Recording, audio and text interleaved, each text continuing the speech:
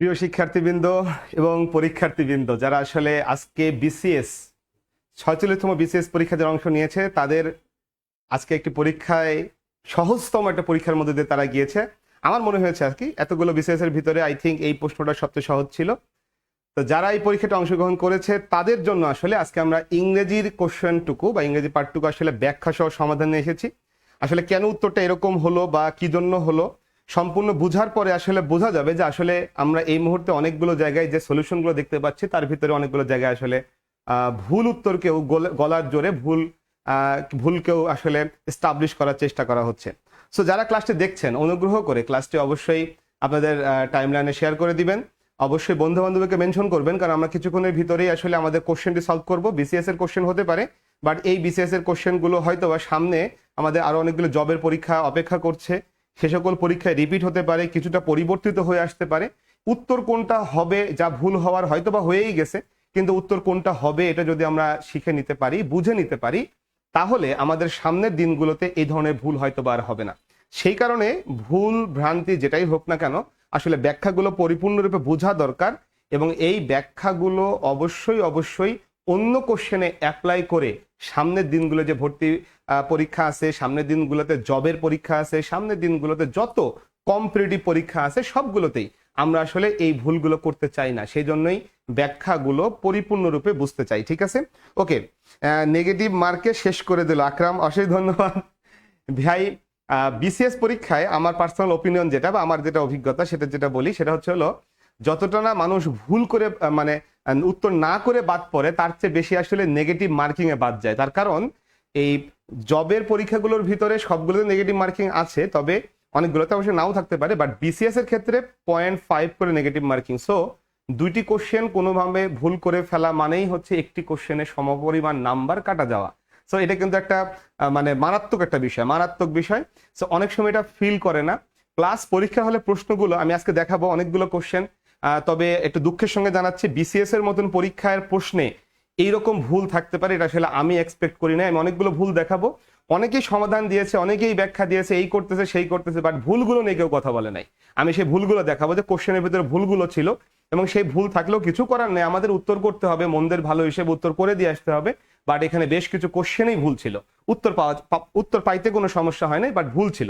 তো যাই হোক, এই হলো অবস্থা। তো সেই ক্ষেত্রে নেগেটিভ মার্কিং এর সমস্যাটা কোথায় হয়, যে এই ধরনের পরীক্ষাগুলোতে প্রশ্নগুলো যত সহজ হবে তত আমরা আসলে নেগেটিভ মার্কিং খাওয়ার দিকে এগিয়ে যাব। কেন?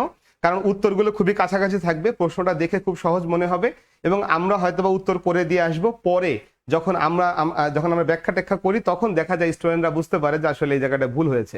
পরীক্ষার হলে অনেক ক্ষেত্রে বুঝতে পারে না। ঠিক আছে, ওকে। তো যারা ক্লাসটি দেখছেন অনুগ্রহ করে আপনাদের টাইমলাইনে শেয়ার করে দিবেন, এবং অবশ্যই বন্ধু বান্ধবীকে মেনশন করবেন যারা আজকে পরীক্ষা দিয়েছে 46তম বিসিএস। এই প্রশ্নটা হয়তোবা ভুল হয়ে গেছে, হয়তোবা পরীক্ষায় ভুল করে ফেললে তো আর এটাকে ফিরানোর সুযোগ নাই, তবে সামনের দিনগুলোতে যেন এই ভুলগুলো না হয় সেইটা বোঝার জন্যই আমরা আসলে আজকে ক্লাসটি আয়োজন করেছি। এখানে প্রতিটা কোশ্চেন আমরা বিশ্লেষণ করে ব্যাখ্যা সহকারে বোঝার চেষ্টা করব যে উত্তরটি কেন এরকম হয়েছে, কিভাবে হলো, বা এ ধরনের যদি কোনো কোশ্চেন থাকে যে ভাইয়া বুঝতেছি না যে এটা কিভাবে করা যেতে পারে, আমি সম্পূর্ণ ব্যাখ্যা দিব। প্রত্যেকটা কোশ্চেনের ব্যাখ্যা থাকবে, এবং আশা করি এই ব্যাখ্যাগুলো সর্বজন স্বীকৃত হবে, এবং এখানে শতভাগ নির্ভুল উত্তর পাওয়া যাবে বলে আমি বিশ্বাস করি। ঠিক আছে, ওকে। যারা ক্লাসটি দেখছেন একটু শেয়ার করে দিবেন। আমরা আমাদের প্রথম কোশ্চেনে চলে যেতে চাই। আমাদের প্রথম যে কোশ্চেনটি ছিল, which of the following word can be used as a verb? নিচের কোন ওয়ার্ডটি ভার্ব হিসেবে ব্যবহৃত হয়? এখানে মজার কাহিনী হলো, এই ধরনের কোশ্চেন কিন্তু বিসিএস এ বা জবে, ইভেন ভার্সিটি অ্যাডমিশনে সব জায়গায় অনেকবার এসেছে যে নিচের কোন ওয়ার্ডটি ভার্ব হিসেবে ইউজ হয়, অথবা নিচের কোন ওয়ার্ডটি ভার্ব এবং নাউন দুটি হিসেবে ইউজ হয়। আবার কখন এসেছে নিচের কোন ওয়ার্ডটি ভার্ব এবং অ্যাডজেক্টিভ দুটি হিসেবে ইউজ হয়। এই ধরনের কোশ্চেন কিন্তু অনেকবারই এসেছে, কিন্তু এইখানে যে অপশনগুলি আছে এইগুলোর ভিতরে আসলে উত্তরটি এর আগে কখনো ছিল না। তার মানে এই কোশ্চেনটি মোটামুটি ভাবে একটু নতুন ধরনের কোশ্চেন, টাইপটা সেম, ধরনটা সেম, বাট উত্তরটা কিন্তু কিছুটা ভিন্ন, ঠিক না? তো এখন চলে আসি, আমরা যদি একটু সার্চ করি, এখানে মোবাইল যে শব্দটি আছে, মোবাইল শব্দটি আসলে আমরা জানি, আমরা যে মোবাইল ফোন ইউজ করি সেই ক্ষেত্রে মোবাইল কথাটা আমরা জানি মোবাইল ফোন, তার মানে এটা আসলে অ্যাডজেক্টিভ হিসেবে কাজ করে, এটার আসলে ভার্ব হিসেবে কোনো ব্যবহার নেই। অন্যদিকে এই সুগার শব্দটি আমরা জানি, সুগার মানে হচ্ছে চিনি বা মিষ্টি। সো এই ক্ষেত্রে এটা কিন্তু একটা নাউন হয়, তবে সুগার কোনো কিছুকে মিষ্টি করা অর্থেও বসে। তার মানে সুগারের একটা অর্থ আছে। আমরা যদি একবার স্রেফ আমরা গুগলে একটা সার্চ দিই, তাহলে দেখা যাবে যে সুগারের দুটি ব্যবহার, একটা নাউন হিসাবে এবং আরেকটি হচ্ছে ভার্ব হিসাবে। তার মানে সুগার ভার্ব হিসাবে ব্যবহৃত হতে পারে। এরপরে যে শব্দটি আছে মিডিয়া, এটা আমরা জানি এটা হলো নাউন, এবং এটা হচ্ছে মিডিয়া থেকে মিডিয়াম হয়, ডেটাম হয়, ওই রকম মিডিয়াম হয়। নাউনের কিছু সিঙ্গুলার প্লুরালের নিয়মে যে কিছু ঝামেলাওয়ালা জিনিসপত্র আছে ল্যাটিন থেকে আসা, সেগুলোর ভিতরে মিডিয়া শব্দটি আছে। সো এটা একটা নাউনের মতন কাজ করে, এটার ভার্ব হিসাবে ব্যবহার নেই।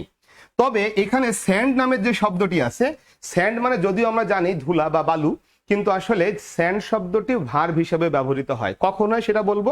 আবারও বলি, এটা এমন একটা বিষয় যে গুগলে সার্চ দিলে সরাসরি চলে আসে যে স্যান্ড নাউন হিসেবে বসে যখন সেটা আমাদের ম্যাটেরিয়াল বোঝায় বা বালু বোঝায় সেটা, আর যখন স্যান্ড শব্দটা দিয়ে মসৃণ করা বোঝায়। আমরা যখন কাঠের আসবাবপত্র তৈরি করি তখন কিন্তু তার উপর এক ধরনের কাগজ দিয়ে ঘষা দিই, যেটাকে আমরা বলা হয় শিরিষ কাগজ। এই শিরিষ কাগজ দিয়ে ঘষা দিয়ে আমরা কি করি, ওটাকে মসৃণ করি। এই মসৃণ করা, ঘষা দিয়ে মসৃণ করা, এইটাকে আমরা আসলে ইংরেজিতে এই স্যান্ড করা বলি। সো স্যান্ড কিন্তু একটা ভার্ব হিসেবে ব্যবহৃত হয়। তার মানে এই প্রশ্নটির উত্তর আসলে দুটি ছিল, একটি হচ্ছে সুগার এবং একটি হচ্ছে স্যান্ড। এখন কথা হলো, আমরা হয়তো এইভাবে চিন্তা করতে পারি যে দুটি উত্তর ছিল, যেটি প্রথমে আসে আমি সেটাকে উত্তর দেবো, ইটস ওকে, এটা হতেই পারে। কিন্তু আসলে বাস্তবতা কি? বাস্তবতা হচ্ছে পিএসসি যারা প্রশ্ন করেছেন এবং যারা এই প্রশ্নটির সলিউশন তৈরি করেছেন, তারা যদি কোনো কারণে উত্তর স্যান্ডও দিয়ে থাকেন তাহলে কিন্তু উত্তরটি স্যান্ড হয়ে যাবে। তার মানে এখানে একটা ভেজাল জায়গা তৈরি হয়ে যাবে। আমি আপাতত যেহেতু আগে আছে সুগার শব্দটি, আমরা এই সুগার শব্দটিকে উত্তর করতেছি। কেন এটা বললাম কিন্তু আশা করি, কেন? তার কারণ এটা আগে আছে, বাট দুইটাই একেবারে ইজি বিষয়। গুগলে সার্চ দিয়ে আপনারা চাইলে এখনই দেখতে পারেন, গুগলে সার্চ দিলে চলে আসবে সুগারের দুটো ব্যবহার, নাউন হিসেবে ভার্ব হিসাবে, এবং স্যান্ডেরও দুটি ব্যবহার, নাউন হিসেবে ভার্ব হিসাবে। সুগার নাউন হিসেবে হলে মিষ্টি হয়, চিনি হয়, আর সুগার শব্দটা যদি হচ্ছে ভার্ব হিসেবে বসে তখন এটা হলো মিষ্টি হওয়া বা মিষ্টি করা অর্থে হয় আর কি। আবার স্যান্ড শব্দটা বিশেষ্য বা নাউন হলে এটার অর্থ হয় হলো বালু, আমরা যেটাকে বালু বলি আর কি। আর যদি স্যান্ড মানে ভার্ব হিসেবে ব্যবহৃত হয় তখন সেটার অর্থ হয় হচ্ছে মসৃণ করা, কোনো কিছু ঘষে মসৃণ করা।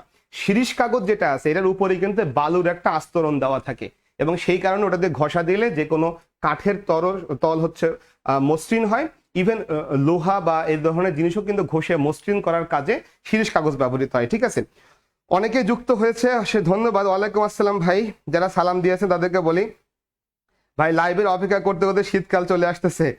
সাকিবুল হাসান ভাই, আসলে একটু সমস্যা হয়ে গেছিল, সেই কারণে একটু দেরি হলো আমাদের লাইভে আসতে। সজীব বলছে লাভ ইউ গুরু, অশেষ ধন্যবাদ।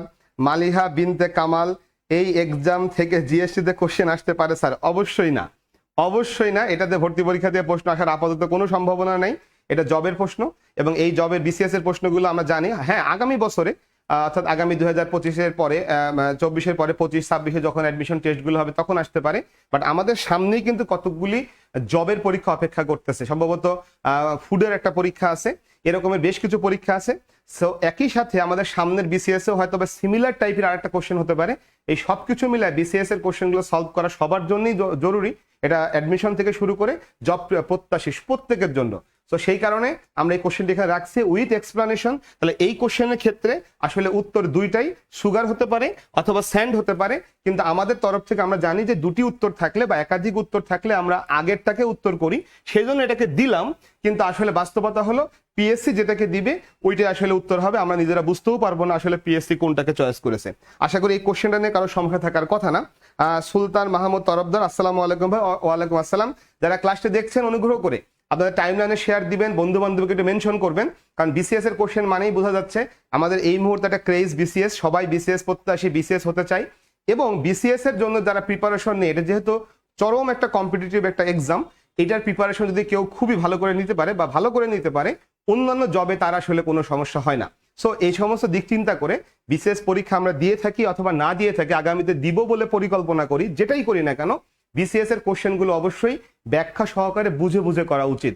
মুখস্থ করে আসলে লাভ নাই, কারণ এখনকার বিসিএস এর প্রশ্নগুলো কিন্তু আসলে প্রিভিয়াস কোশ্চেন থেকে হুবহু রিপিটের পরিমাণটা আস্তে আস্তে কমে যাচ্ছে। একটা সময় ছিল বিগত বছরে বিসিএস কোশ্চেন, জবের কোশ্চেন মুখস্থ করলে হুবহু কমন পেয়ে যাওয়া যেত। এখন কিন্তু অনেক কোশ্চেনই উল্টাপাল্টা থাকে, নেগেটিভ মার্কিং এ ধরা খেয়ে যায় মানুষজন। ঠিক আছে, ওকে, আমার মনে হয় সবাই ক্লাসটি যারা শেয়ার করে দিয়েছেন ধন্যবাদ সবাইকে।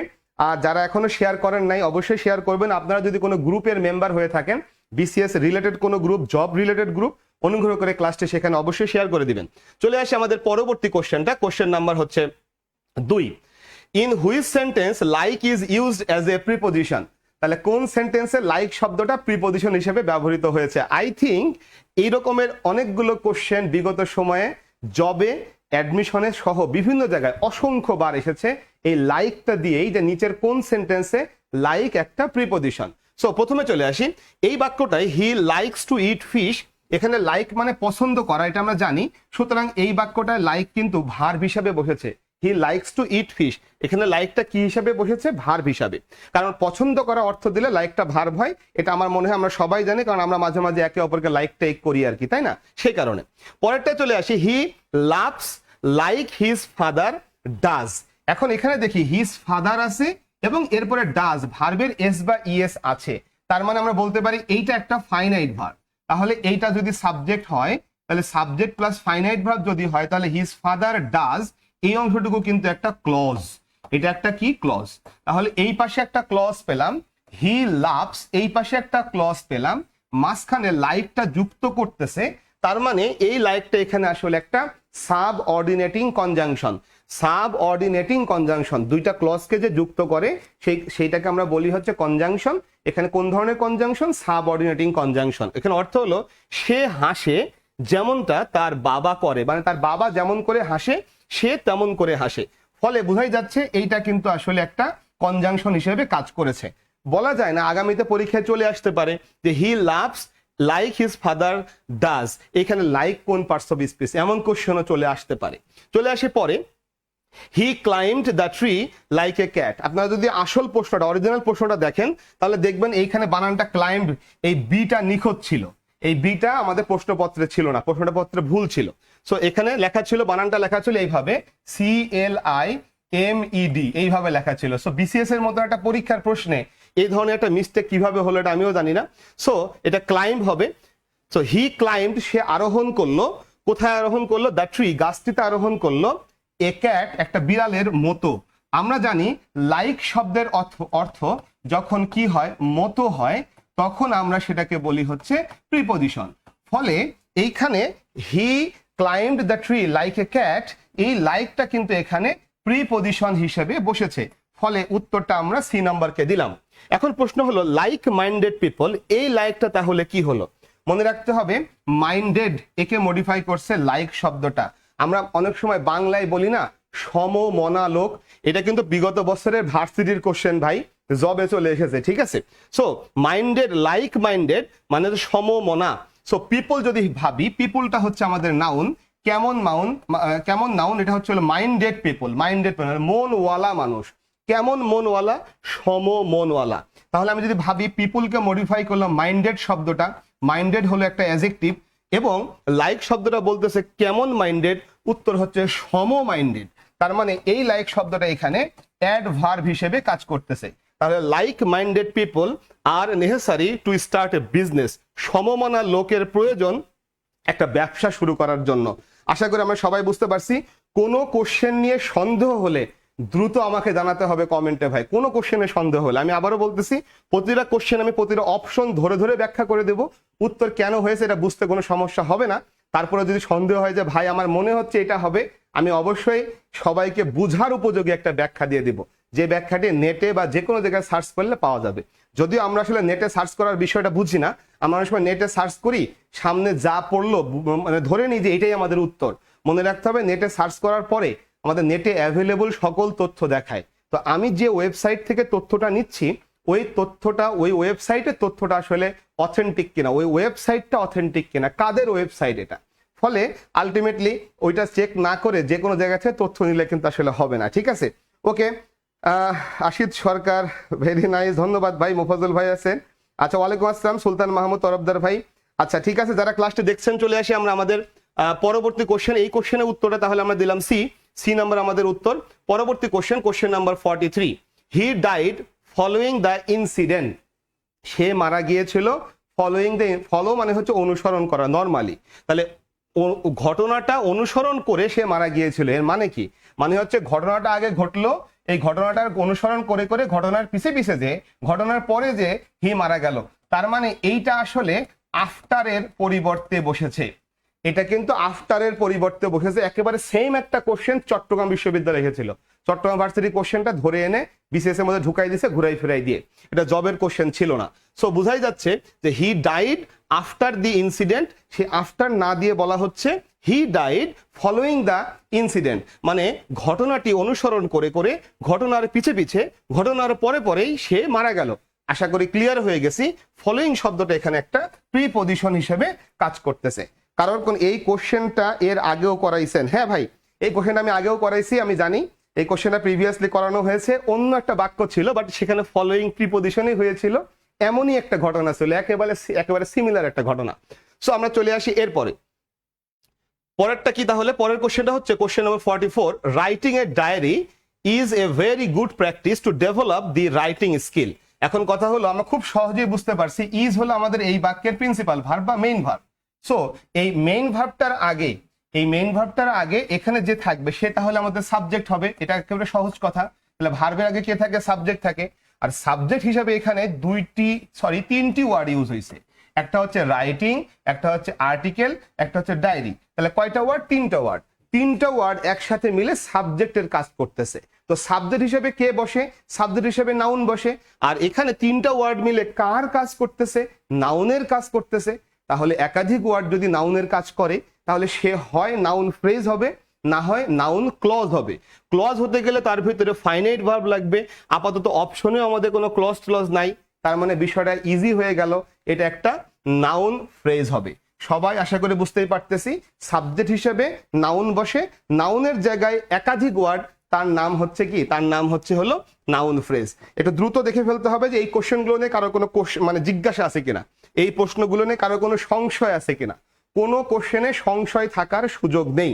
আমি আবারও বলতেছি, প্রতিটি কোশ্চেন একেবারেই পুঙ্খানুপুঙ্খ রূপে এক্সপ্লেন করা হবে, কেন উত্তরটি হলো, কেন ওগুলো হলো না। সুতরাং আমার যে উত্তরটি দেওয়া হবে মোটামুটি ভাবে নিশ্চিত থাকতে পারেন এটি একেবারে শতভাগে নির্ভুল উত্তর হবে, ঠিক আছে? ওকে, চলে আসি আমাদের এরপরে কোশ্চেন নাম্বার হচ্ছে হলো 45। আমরা আসলে সেট 3 করতেছি, যেটা কপোতাক্ষ সেট ছিল, এটা সেট 3। ওই কোশ্চেনে ওই প্রশ্ন সেটের সিরিয়াল অনুযায়ী আমরা যাচ্ছি। যদি কারোর কপোতাক্ষ সেট থেকে থাকে হুবহু একেবারে সিরিয়াল সহ মিলে যাওয়ার কথা, ঠিক আছে? Okay, fill in the blank with the correct word. শূন্যস্থান, he lay on the ground groaning. Groaning মানে হচ্ছিল গো গো করা, গো গো করতে করতে সে বিছানা গ্রাউন্ড মানে ভূমিতে বা মাটিতে শুয়ে পড়লো। আচ্ছা, এখন কথা হলো এই যে মাটিতে শুয়ে পড়লো, মাটিতে শুয়ে পড়তেছে।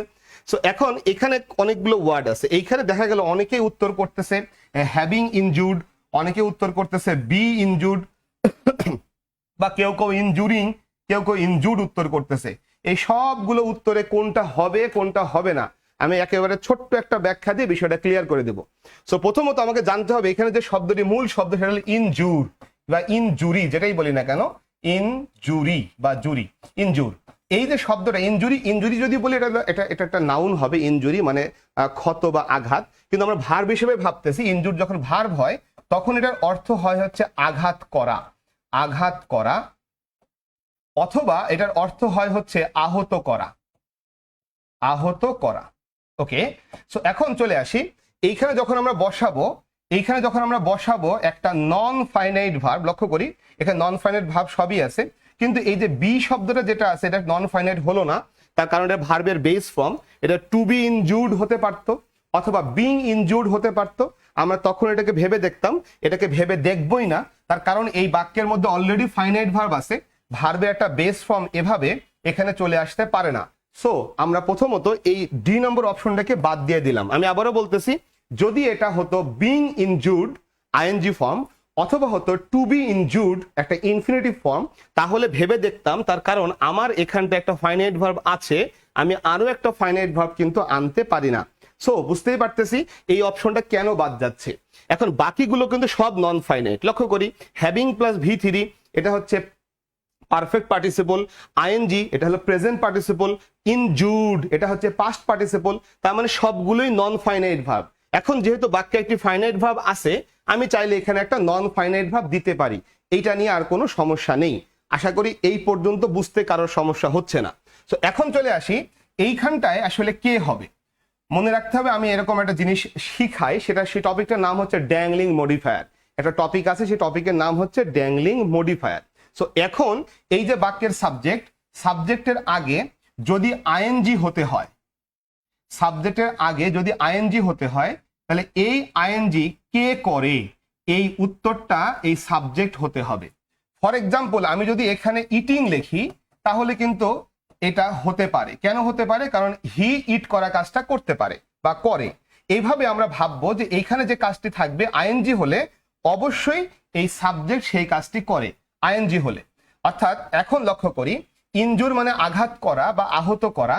তো আমি যদি এখানটায় ইনজুরিং উত্তর দেই তাহলে ইনজুরকে প্রশ্ন করতে হবে কে আঘাত করে অথবা কে আহত করে।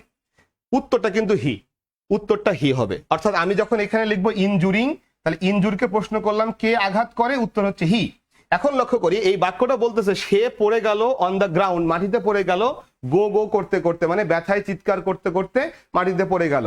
তাহলে হি কি আঘাত করেছে নাকি হি আঘাত অন্যের দ্বারা পেয়েছে? আশা করে বোঝাই যাচ্ছে এইটা হতো যদি আমরা দেখতাম কে দ্বারা প্রশ্ন করে উত্তর হি হচ্ছে, হি আসলে ইনজুর করেছে অন্য কাউকে, তাহলে হতো। কিন্তু হি কিন্তু কাউকে ইনজুর করে নাই, হি ইনজুর্ড হয়েছে। তার মানে আলটিমেটলি এই ইনজুরিং এইটা কিন্তু হতে পারলো না। একইভাবে হ্যাভিং ইনজুর্ড যদি হয় সেক্ষেত্রেও আমরা ইনজুরকে প্রশ্ন করি কে ইনজুর করেছে। এটা হলে এই বিষয়টি ক্লিয়ারলি বুঝতে হলে আমার ড্যাংলিং মডিফায়ারের ক্লাসটি অবশ্যই করতে হবে। সেখানে এই বিষয়টি ক্লিয়ার ধারণা দেওয়া আছে যে যদি বাক্যের শুরুতে আমি আইএনজি দেই অথবা হ্যাভিং প্লাস ভি থ্রি দেই তাহলে এই ভার্বটাকে কে দ্বারা প্রশ্ন করে উত্তর হি মিলতে হবে, না হলে এটা হবে না। আমি আবারও বলতেছি, বাক্যের শুরুতে যদি আমি আইএনজি দেই একটা ফ্রেজের ভিতরে অথবা আমি যদি হ্যাভিং প্লাস ভি থ্রি দেই তাহলে এই ভার্বটাকে কে দ্বারা প্রশ্ন করে এই সাবজেক্টকে পেতে হবে, তাহলে হবে, না হলে উত্তর ভুল হবে, এই দুইটা। আর যদি আমরা ভি থ্রি দিতে চাই তাহলে ভি থ্রিকে প্রশ্ন করতে হয় কাকে দিয়ে, শুধু ভি থ্রি পেলে প্রশ্ন করতে হয় কাকে দিয়ে। এবার লক্ষ্য করি ইনজুর মানে আঘাত করা, তাহলে আমি যখন এখানে ভি থ্রি পেয়েছি প্রশ্ন করব কাকে আঘাত করা হয়েছিল বা কাকে আহত করা হয়েছিল। উত্তর হচ্ছে হিকে আহত করা হয়েছিল, সেই কারণে হি লে পড়ে গিয়েছিল, শুয়ে পড়েছিল অন দি গ্রাউন্ড, মাটিতে, গ্রোনিং চিৎকার করতে করতে, গো গো করতে করতে। আশা করি একেবারেই ক্লিয়ার হয়ে যাওয়ার কথা। আরো বিস্তারিত বুঝতে হলে আমাদের সাথে অবশ্যই কি করতে হবে, ড্যাংলিং মডিফায়ারের ক্লাসটি করতে হবে। ড্যাংলিং মডিফায়ার সম্পর্কিত ক্লাস আমার পেজে, অর্থাৎ যে পেজ থেকে ক্লাসটি হচ্ছে সেই পেজের ক্লাস হিসাবে, লাইভ ক্লাস হিসাবে দেওয়া আছে। সো এখান থেকে দেখে নিলেই বোঝা যাবে যে আসলে কেন এখানে উত্তরটি ইনজুর্ড দেওয়া হচ্ছে। আমি আবারও বলি, বাক্যের শুরুতে একটা নন ফাইনাইট ভি থ্রি দিতে হলে এইটাকে কাকে দিয়ে প্রশ্ন করে উত্তর হি হতে হবে। আইএনজি বা হ্যাভিং প্লাস ভি থ্রি দিতে হলে এই ভার্বটাকে কে দিয়ে প্রশ্ন করে উত্তর হি হতে হবে। এইভাবে মিলাই মিলাই আমরা করি। সো এইটা ড্যাংলিং মডিফায়ার টপিক থেকে আসা একটা প্রশ্ন, আশা করি আমরা সবাই বুঝতে পারছি। ওকে, আকাশ আহমেদ থ্যাঙ্কস, বাঁধন সরকারকে ধন্যবাদ দিয়েছে। কোনো কোশ্চেন বুঝতে সমস্যা হলে, কোনো কোশ্চেন বুঝতে সমস্যা হলে অবশ্যই যেন আমরা কমেন্ট সেকশনে বলি যে ভাই আমরা এটা বুঝতে পারতেছি না। চলে আসি আমাদের পরবর্তী কোশ্চেন হচ্ছে, কোশ্চেন নাম্বার হচ্ছে 46। Find out the meaning of the following phrase by and large. তাহলে বাই অ্যান্ড লার্জ এটা মানে কি, এটা ফ্রেজ মানে কি, এটা আসলে বোঝার কিছু নাই। বাই অ্যান্ড লার্জ মানে হচ্ছে অন দা হোল, অর্থাৎ সামগ্রিক রূপে, সামগ্রিক ভাবে। সো এটা হচ্ছে আমাদের একটা ফ্রেজ থেকে আসা, ইডিয়মস এন্ড ফ্রেজ থেকে আসা। সো এটা মুখস্থ বিদ্যার জিনিস, বুঝাবুঝির কিছু এখানে ছিল না। চলে আসি তারপরে, কোশ্চেন নাম্বার হচ্ছে 47। Choose the best alternative for the underlined. এখানে ওয়েন্ট ব্যাক, এইটার সবচেয়ে ভালো একটা বিকল্প কি হতে পারে, অল্টারনেটিভ কি হতে পারে। এখন চলে আসি, ওয়েন্ট মানে কি যাওয়া, ব্যাক মানে কি ফিরে যাওয়া। সো ওয়েন্ট ব্যাক মানে তার আগের জায়গায় ফিরে যাওয়া, তার পূর্বের অবস্থায় ফিরে যাওয়া। এইটার উত্তর হিসেবে কেউ কেউ উইথড্রু বা উইথড্রু শব্দটা উত্তর করার চেষ্টা করেছে, কিন্তু আলটিমেটলি এখানে উইথড্রু হওয়ার সুযোগ নাই। আপনারা চাইলে এই মুহূর্তে গুগলে সার্চ করে গুগল থেকে দেখে নিতে পারেন আসলে উইথড্রু শব্দটার ওয়েন্ট ব্যাক শব্দটার মিনিং কি বা গো ব্যাক শব্দটার মিনিং কি। সো গো ব্যাক মানে ফিরে যাওয়া, ফিরে আসা, এই ধরনের কিছু একটা। সো আমরা বুঝতেই পারতেছি হি ওয়েন্ট ব্যাক, সে ফিরে আসলো, অন হিজ প্রমিস, তার প্রতিজ্ঞার কাছে সে ফিরে আসলো, তার প্রতিজ্ঞায় সে ফিরে আসলো। কোন প্রতিজ্ঞা? অফ ভোটিং, ভোট দেওয়ার প্রতিজ্ঞা। ফর মি মানে আমার পক্ষে, তাহলে আমার পক্ষে ভোট দেওয়ার প্রতিজ্ঞায় সে ফিরে আসলো। তাহলে হি ওয়েন্ট ব্যাক, সে ফিরে আসলো। এখন চলে আসি, উইথড্র মানে কোনো কিছু থেকে নিজেকে প্রত্যাহার করে নেওয়া। এখানে কি সে তার প্রমিস থেকে প্রত্যাহার করে নিছে? একটু কষ্ট করে গো ব্যাকের সিনোনিম, গো ব্যাকের মিনিং গুগলে সার্চ করে দেখে নেন। গো ব্যাকের সিনোনিম আসলে প্রত্যাহার করে নেওয়া হয় না, ফলে উইথড্রু হওয়ার কোনো সুযোগ নেই। বোঝা যাচ্ছে ফরগট হওয়ারও সুযোগ নেই। এখন সাপোর্ট হইতে পারে কিনা, রেইনফোর্সড হইতে পারে কিনা, এটা হলো কথা। সাপোর্ট মানে হচ্ছে হলো সমর্থন করা, রেইনফোর্স মানে কোনো কিছু জোরদার করা, মজবুত করা, আর ফরগট মানে ভুলে যাওয়া। আশা করি বোঝাই যাচ্ছে ওয়েন্ট ব্যাকটা আসলে ভুলে যাওয়ার সুযোগ নেই। আমি আবারও বলতেছি, অনেকেই উত্তর উইথড্রু করেছে, আপনারা নেটে সার্চ দিয়ে দেখতেই পারবেন, প্রয়োজনে ডিকশনারি খুলে দেখেন। গো ব্যাক শব্দটির গ্রুপ ভার্বে বা ফ্রেজাল ভার্বে আসলে প্রত্যাহার করা টাইপের কোনো অর্থ আছে কিনা, ফলে আমরা চলে আসতে পারি এখানটায়। এখন আমি যদি বলি সে তার প্রতিজ্ঞায় ফিরে আসলো, ভোট দেওয়ার প্রতিজ্ঞায়, তার মানে কি তার প্রতিজ্ঞাটি সে আসলে শক্তভাবে নিল, দৃঢ়ভাবে নিল। এছাড়া আসলে বাকি অর্থগুলো কোনোটাই কাছাকাছিও যায় না, ফলে আমরা উত্তরটা আসলে আমি পার্সোনালি বলতেছি উত্তরটা আসলে রেইনফোর্সড হবে। প্রয়োজনে আপনারা ডিকশনারি খুঁজে দেখতে পারেন যে আসলে গো ব্যাক শব্দের মিনিং এর সাথে বাকিগুলো আসলে কোনোটা যায় কিনা। গো ব্যাক একটা গ্রুপ ভার্ব বা ফ্রেজাল ভার্ব, এর সাথে অর্থের সাথে মিলায়। আশা করি আমরা সবাই একমত হব এই বিষয়টা নিয়ে। যেহেতু আমাদের এখানে বলা হচ্ছে সে তার প্রতিজ্ঞায় ফিরে আসলো, আমাকে ভোট দেওয়ার প্রতিজ্ঞা সে ফিরে আসলো, তার মানে সে তার প্রতিজ্ঞাটাকে আরো দৃঢ় করলো যে ঠিক আছে আমি আমার প্রতিজ্ঞা রাখলাম, এরকম একটা বিষয়। রেইনফোর্স মানে কোনো কিছু দৃঢ় করা, মজবুত করা। এখানে সাপোর্ট শব্দটি হতো, এখানে অল্টারনেট বলেছে তো, অল্টারনেটিভ, সো ওয়েন্ট ব্যাক তো পাস্ট টেন্স, ফলে এখানে আসলে রেইনফোর্সটা ঠিক আছে, এবার সাপোর্টটা সাপোর্টেড হওয়া দরকার ছিল, ফলে আমরা উত্তরটা এখানে সি নাম্বার দিচ্ছি।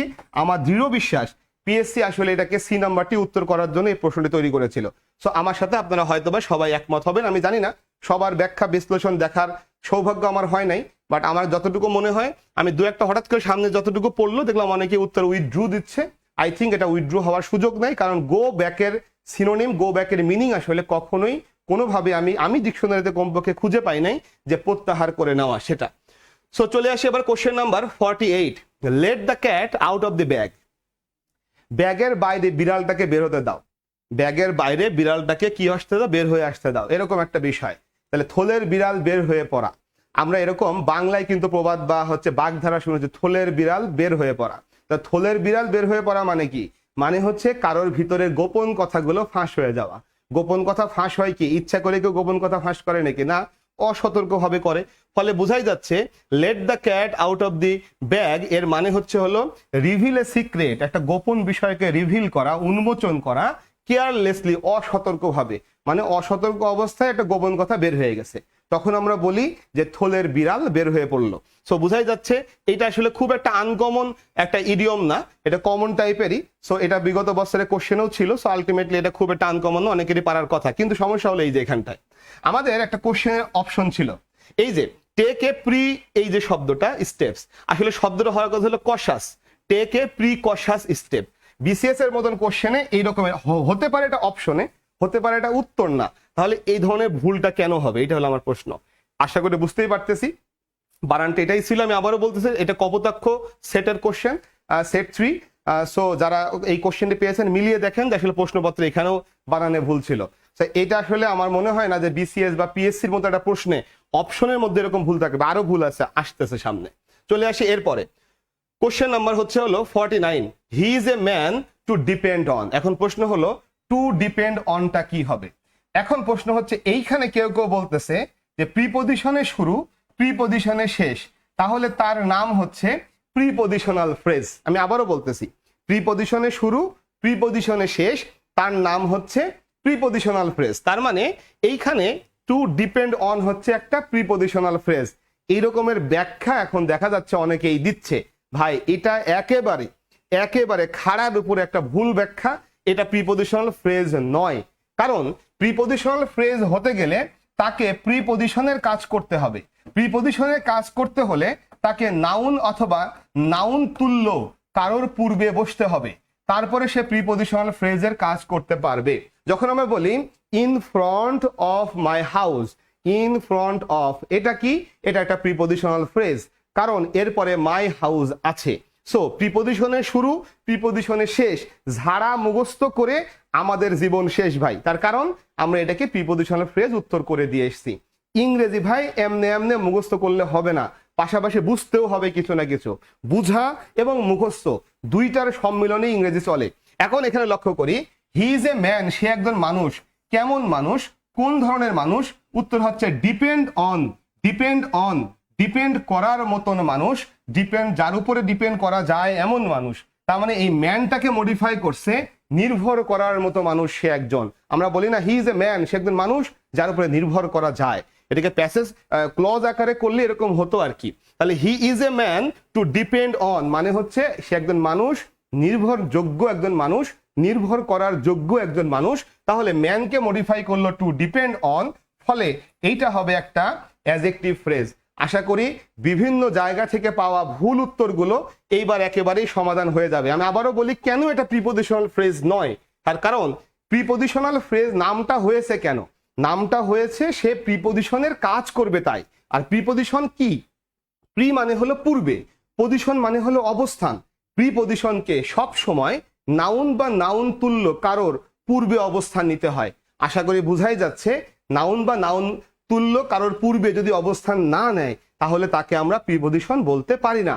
সো এখানে যেহেতু টু ডিপেন্ড অন এইটুকু কোনো নাউন বা নাউন তুল্য কোনো কিছুর পূর্বে অবস্থান নেয়নি, সো কমপক্ষে কি হবে এটা পরের কথা, প্রিপোজিশনাল ফ্রেজ হবে না। সো যারা যিনি প্রশ্ন করেছেন তাকে অবশ্যই অনেক ধন্যবাদ, কারণ যারা ঝাড়া মুখস্থ করেছে প্রিপোজিশনে শুরু প্রিপোজিশনে শেষ তারা সবাই ধরা খেয়ে হয়ে গেছে একেবারে নিঃশেষ। ইহা ভুল করেছে সবাই ভাই।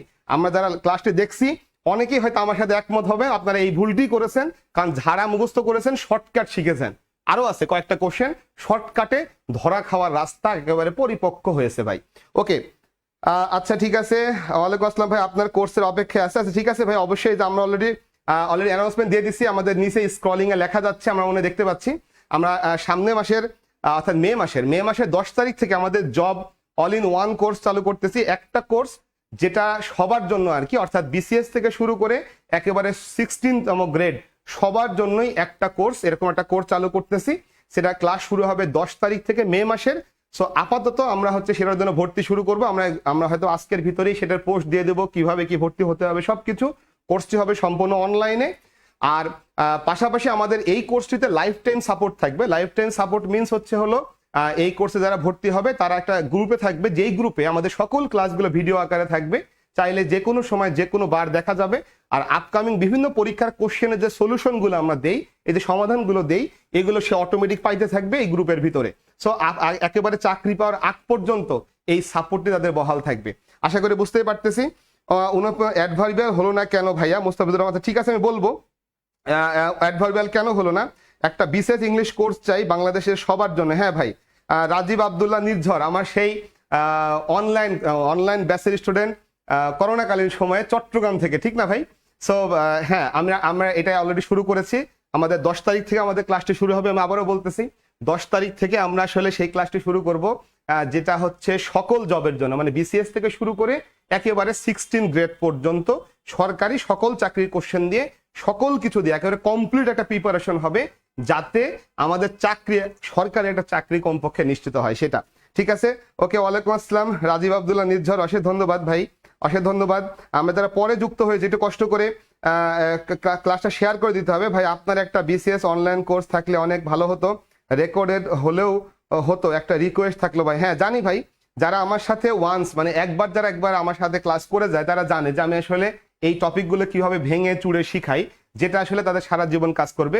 আই থিঙ্ক নির্ঝর তুমি আসলে বুঝতে পারবা যে আসলে সেই এইচএসসির পরপরই যখন আমরা শুরু করেছিলাম করোনাকালীন সময়ে অনলাইন পড়াশোনা, সেই পড়াশোনা দিয়ে কিন্তু এখনো তুমি যদি ভেবে দেখো যে ইংরেজির স্কিল তোমার এখনো মোটামুটি লেভেলে থাকার কথা। সো আমি একবার স্কিল তৈরি করে দিই 0 থেকে, ঠিক আছে ভাই? ওকে ওকে ওকে ওকে, আমরা চলে আসতে চাই। আমি আপনার ইউনিভার্সিটির ছোট ভাই, আমি অনেক আগেই আপনাকে একটা ব্যাচ চালু করার রিকোয়েস্ট করেছিলাম। ইমরান হাসান, জি ভাই রিকোয়েস্ট করেছিলে ভাই, সবকিছু মিলে আসলে আমার তো রানিং অনেকগুলো ব্যাচ থাকে, তো সবকিছু মিলে আসলে এগুলো হয়ে ওঠে না। আর এখন তো অনলাইন ব্যাচ আছে, ফলে অনলাইন ব্যাচগুলো অফলাইন ব্যাচগুলো সবকিছু একসাথে অ্যারেঞ্জ করা হয়ে ওঠে না। তবে আমরা আসলে এই যে 10 তারিখ থেকে চলে যাচ্ছে জবের নতুন একটা কোর্সে, যেটা হচ্ছে English job English all in one, অর্থাৎ যেটাই ট্রাই করি না কেন জবের জন্য একটাই ইংলিশ আসলে একটাই, ভালো করে শিখলে একটাই যথেষ্ট। এইটাই সেই কোর্স যেটা দিয়ে আসলে অল ইন ওয়ান কোর্স হবে আর কি, ঠিক আছে? ওকে, আশা করি যুক্ত হয়ে পড়বো আমরা সবাই, এটা বুঝে ফেলেছি। এখন প্রশ্ন হলো, কেউ একজন প্রশ্ন করেছে যে ভাই, কে প্রশ্ন করেছে আমার এক্স্যাক্টলি মনে নাই। আসলে আমি আবারও বলি, আমরা কোশ্চেনের উত্তর কিন্তু পাওয়া কোনো বিষয় না ভাই। বিভিন্ন কোচিং এর ওয়েবসাইটে বা বিভিন্ন কোচিং এর পেজে আসলে কোশ্চেনের উত্তর দেওয়া আছে 1A 2B 3C এভাবে, কিন্তু আমার টার্গেট হলো এই কোশ্চেনগুলোর প্রতিটা কোশ্চেন বিশ্লেষণ করা, উত্তরটা কেন এরকম হলো। যদি যারা আমার শ্রোতা তারা যদি মনে করে যে ভাই আমি আসলে এখানে বুঝতেছি না এটা এমন হলো না কেন, যেমন একজন প্রশ্ন করেছে মুস্তাফিজুর রহমান যে ভাই উত্তরটা আসলে অ্যাডভার্বিয়াল ফ্রেজ হলো না কেন। সো এই উত্তরগুলো আমি সবাইকে দিব যাতে পরবর্তীতে এই ভুলগুলো আমরা কেউ না করি। ওকে, সো এখন অ্যাডভার্বিয়াল হলো না কেন সেটা উত্তর দিচ্ছি। অ্যাডভার্বিয়াল ফ্রেজ হতে হলে বাক্যের ক্রিয়াকে প্রশ্ন করতে হবে কেন, কোথায়, কখন, কিভাবে দিয়ে, এবং উত্তর কিন্তু এইটা হতে হবে, উত্তরটা এইটা হতে হবে। সো প্রথমে চলে হি ইজ এ ম্যান, সে একজন মানুষ। কেন একজন মানুষ? সে হয় একজন মানুষ। কেন একজন মানুষ? উত্তর কি টু ডিপেন্ড অন, কি জন্য কি উদ্দেশ্যে, কেন কি জন্য কি উদ্দেশ্যে, কোথায় কখন কিভাবে। এই ক্রিয়া কিন্তু হওয়া। সে হয় একজন মানুষ, সে হয় একজন মানুষ, এই হয়কে প্রশ্ন করে দেখি কেন কোথায় কখন কিভাবে দিয়ে প্রশ্ন করলে কোনোটাই টু ডিপেন্ড অন এই উত্তরটা পাওয়া যায় কিনা। যদি পাওয়া যেত তাহলে এটা একটা অ্যাডভার্বিয়াল ফ্রেজ হতো, যেহেতু পাওয়া যাচ্ছে না তার মানে এটা আসলে অ্যাডভার্বিয়াল ফ্রেজ হবে না। মুস্তাফিজুর রহমান ভাই, আশা করি আপনি বিষয়টি ক্লিয়ারলি বুঝতে পারছেন, ঠিক আছে। কোর্সটা রেকর্ডেড রাখার ট্রাই, অবশ্যই রেকর্ডেড থাকবে ভাই, অবশ্যই রেকর্ডেড থাকবে। রেকর্ডেড ছাড়া আসলে হবে না, কারণ অনলাইন ক্লাস সবাই আসলে সবসময় ক্লাসে অ্যাটেন্ড করতে পারবে না, পরবর্তীতে দেখে নেবে, ইভেন পরে যদি ভুলে যায় আবার দেখতে পারবে। সো রেকর্ডেড অবশ্যই রাখতে হবে নির্ঝর, অবশ্যই ভাই অবশ্যই। ভাইয়া ডিপেন্ডেন্টটা তো অবস্থাও বুঝাচ্ছে, তো প্রশ্নটা করলে অ্যাডভার্ব হলো না কেন। আশা করি আমি এবার যে ব্যাখ্যাটি দিয়েছি বুঝতে পারছি। অ্যাডভার্বিয়াল হতে গেলে ক্রিয়াকে কেন, কোথায়, কখন, কিভাবে উত্তর হতে হবে। সো আমি যদি এইটুকুর বাংলা করি, সে হয় একজন মানুষ, এবার হয়কে প্রশ্ন করি কেন, কি জন্য, কি উদ্দেশ্যে দিয়ে, উত্তর কি টু ডিপেন্ড অন হবে। আবার যদি প্রশ্ন করি কোথায়, কখন, কিভাবে, উত্তর কি টু ডিপেন্ড অন হবে। টু ডিপেন্ড মানে নির্ভর করা, অন মানে কারো উপরে, তাহলে কারো উপরে নির্ভর করা। সো বা কারো উপরে নির্ভর করা যায় এমন কোন উত্তরটা কি আসলে আসবে কিনা লক্ষ্য করে দেখি, যদি আসতো তাহলে এটাকে আমরা অ্যাডভার্বিয়াল ফ্রেজ বলতে পারতাম, ঠিক আছে। ওকে, আমরা চলে আসি পরবর্তীতে। কোশ্চেন নাম্বার হচ্ছে 50 নম্বর কোশ্চেনে চলে আসবে। আবারও সবার উদ্দেশ্যে প্রশ্ন থাকবে, জিজ্ঞাসা থাকবে, চাওয়া থাকবে যে ভাই যারা ক্লাসটি দেখছেন অনুগ্রহ করে আপনাদের বন্ধুদের মেনশন করেন, কারণ একমাত্র আমি এই কোশ্চেনগুলোর পুঙ্খানুপুঙ্খ বিশ্লেষণ নিয়ে হাজির হয়েছে যে কেন উত্তর এটা হলো, কেন এটা হলো না। অন্যরা অনেকেই উত্তর উল্টা পাল্টা ভুল ভাল দিতেছে, আমি যতগুলো ব্যাখ্যা দিব প্রতিটা ব্যাখ্যা আপনাদের মনোভূত হবে, আর কি হবে না হবে জানি না, কমপক্ষে ব্যাখ্যাগুলো শোনার পরে বলবেন যে আলহামদুলিল্লাহ বুঝতে পারছে যে কেন উত্তরটা এমন হয়েছে। প্রয়োজনে সন্দেহ হলে মোবাইল আছে, গুগলে সার্চ করে দেখে নেবেন, কোনো সমস্যা নাই, আমি রেডি আছি আপনাদের যে কোনো প্রশ্নের উত্তর দেওয়ার জন্য, ঠিক আছে। ওকে, বিশ্ববিদ্যালয়ে ভর্তি পরীক্ষা জন্য কাজে লাগবে কিনা। আচ্ছা একটু বলি ভাই, আমাদের জবের যে কোর্সটা চালু হতে যাচ্ছে সামনে 10 তারিখ থেকে, সেটার মূল উদ্দেশ্য হলো যে আমরা যারা first year, second year, third year বা ফাইনাল ইয়ার অনার্সে পড়তেছি, তারা একই সাথে যারা অনার্স শেষ করে মাস্টার্স করতেছি কিন্তু জবের প্রিপারেশন নিতেছি, তারা যে কোনো জবে যেন আমরা আমাদের ইংরেজিটাকে কমপক্ষে হাতিয়ার হিসেবে ইউজ করতে পারি, ইংরেজি যেন আমাদেরকে জবের এই পরীক্ষাগুলোতে শহীদ করে না দেয়, সেইটাকে প্রতিহত করা। এই টার্গেট নিয়ে আমরা আসলে জব অল ইন ওয়ান কোর্সটা লঞ্চ করতে যাচ্ছি। আশা করে বুঝাতে পারলাম যে জবের কোর্স আসলে অনেক কিছু শেখা লাগবে, এখানে অনেক সাহিত্য, যদি বিসিএস এর কথা ভাবি তাহলে বিসিএস এর সাহিত্য পড়া লাগবে, এইগুলো আসলে ভার্সিটি অ্যাডমিশনে কোনো কাজে লাগবে না। ফলে এটি শুধুমাত্র এটি শুধুমাত্র জব প্রত্যাশীদের জন্য প্রযোজ্য, নট ভার্সিটি অ্যাডমিশন। আশা করি বাঁধন সরকার বিষয়টি ক্লিয়ার হয়েছে। এবার চলে আসি his dream that he will B A BCS cadre finally. আমার দৃঢ় বিশ্বাস অনেকেই এখানে উত্তরটি অ্যাডজেক্টিভ ক্লজ দিয়ে ফেলেছে। আমার দৃঢ় বিশ্বাস যারা বিসিএস পরীক্ষা দিয়ে এসেছেন একটু আগে একটু কমেন্টে জানাই ফেলবেন যে আসলে এইটাকে সবাই অ্যাডজেক্টিভ ক্লজ উত্তর দিয়েছেন কিনা। জাস্ট উত্তর দেন, ভুল যা হওয়ার হয়ে গেছে ভাই, এটা নিয়ে ভাবার কোনো কিছু নাই, ভুল যা হওয়ার হয়ে গেছে। এখন কথা হলো আমাদেরকে কি করতে হবে, আমাদেরকে সেই ভুলগুলো সেকেন্ড টাইম যেন না হয় সেইটাকে প্রতিহত করতে হবে। সো যারা উত্তর করেছেন খুবই ভালো, অশেষ ধন্যবাদ। আমরা একটু দেখতে চাই ঘটনাটা কি ঘটেছে। চলে আসে এখানটায়, এই যে দ্যাট থেকে শুরু করে এই যে ক্লজটা আছে, ধরি আমরা এটাকে অ্যাডজেক্টিভ ক্লজ বলে দিলাম। ধরি অ্যাডজেক্টিভ কি কাজ করে, অ্যাডজেক্টিভ হচ্ছে কোনো নাউন বা প্রোনাউনের দোষ, গুণ, অবস্থা, বর্ণ, গন্ধ, আকার, আকৃতি প্রকাশ করে, তার নাম হচ্ছে অ্যাডজেক্টিভ ক্লজ, তাই না। তো আমরা সহজভাবে বলি একটা নাউনকে মডিফাই করে। নাউনকে মডিফাই করে মানে কি, নাউনের দোষ, গুণ, অবস্থা প্রকাশ করে।